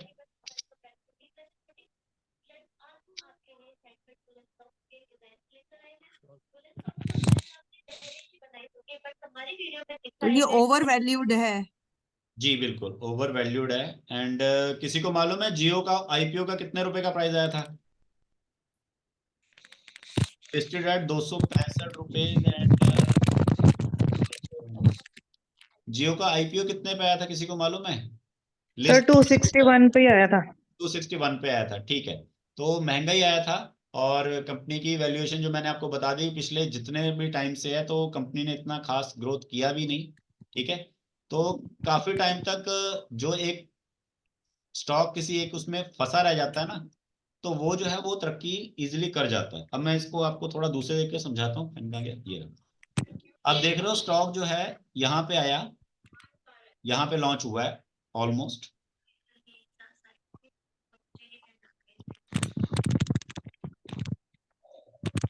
ठीक है, ये दिख रहा है सभी को? ये टेक्निकल एनालिसिस है जिसको आपको समझना है, फंडामेंटल नहीं है। फंडामेंटल देखोगे तो जियो में कुछ बात नहीं है, अगर फंडामेंटली देखना है तो जियो में बात नहीं है, टेक्निकल देखना है तो बात आएगी। अब सर अभी ये कुछ काम तो नहीं कर रहा है, बट इसने अभी अपने रिटेलर्स को लोन देना शुरू कर दिया है ऑफलाइन, मतलब जो भी इसके माल रख रहे हैं ना उनको कर दिया है, तभी इसकी वैल्यू बढ़ गया। पर वैसे भी सर ये लोग अपनी ना मार्च में वैल्यू बढ़ा लेते हैं। आप इनके पिछले किसी भी देखो, रिलायंस भी बढ़ रहा है, मार्केट जा रही नीचे, इनका ऊपर चढ़ेगा ही, क्योंकि बहुत पैसा है ना सर इनके पास, तो ये बढ़ा लेते हैं फरवरी और मार्च में ना। आप बैक रिकॉर्ड भी चेक किया मैंने इनका, तो आप देखना सर एक बारी। मैं तो अभी शुरू हुई हूँ, मुझे तो इतना आइडिया नहीं है। मैडम यू मैंने जस्ट कहा, आपने बोला एचडीएफसी और जियो, मैंने क्यों बोला कि भाई जियो के साथ रहो, एचडीएफसी नहीं साथ रहना। बात वहीं घूम फिर के है, जियो एचडीएफसी को खरीद सकता है, एचडीएफसी में इतनी हिम्मत नहीं। एचडीएफसी ने जितना एक साल में देना, जियो ने वो एक टाइम में देना। अब जो इस कंसेप्ट को समझा रहा हूँ इसको समझो। ये इस प्राइस रेंज में ये स्टॉक है, ठीक है। ये जो एरिया होता है ना, ये जो मैंने एक पटरी सी बनाई है, इस पटरी के बीच में जब तक स्टॉक है तब तक वो सेफ है, सेफ। जब इस पटरी से वो स्टॉक नीचे है तो वो अनसेफ हो गया। यहां पे कभी भी इन्वेस्ट नहीं करना चाहिए। जब वो इस पटरी के बीच में आ जाता है तब इन्वेस्टमेंट करनी चाहिए। अब जैसे यहां पर इसने ग्रोथ दिया है, ग्रोथ देने के बाद डाउन आया, लेकिन वो इस पटरी पे नहीं आया, पटरी के बीच में नहीं आया, तो ये वो पॉइंट होता है, ये आदमी को ये वाला अपना स्टॉप लॉस लगाना चाहिए कि भैया यहाँ पे इसने भले ये क्या बोलते हैं अप्रोक्सीमेटली 290 तक चला गया, तो स्टॉप लॉस आपका 260 265 का होना चाहिए कि उससे नीचे गिरा तो बेचूंगी या बेचूंगा। लेकिन नहीं हुआ तो ऊपर जाना तो नीचे आना, ये तय होता है। तो वही चीज हुई है कि अब जब ऊपर गया है तो भैया नीचे क्यों नहीं आएगा, आएगा, करेक्शन देगा, करेक्शन देगा, उसके बाद फिर ऊपर जाएगा। ठीक है, ये चीज जो है ये आपको सीखनी समझनी है। ओके, तो sir we have to wait. बिल्कुल, ठीक है।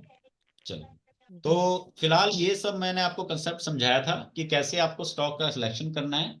और आप में से जो लोग भी मेरे पेड प्रोग्राम में जुड़ना चाहते हो, जहां पे मैं आपको डेली बेसिस पे रिकमेंडेशंस देता हूँ कि कौन सा बाय करो कौन सा सेल करो, तो आप जुड़ सकते हो, जहां पे मैं आपको गाइडेंस भी देता हूँ। और इसमें आपको वीकली 2 सेशंस मिलते हैं, जिसमें आपको थोड़ा फंडामेंटल एनालाइज करने को भी मिलता है और कुछ सीखने को भी मिलता है कि हमने कैसे सीखना है, कैसे फंडामेंटल एनालाइज करना है।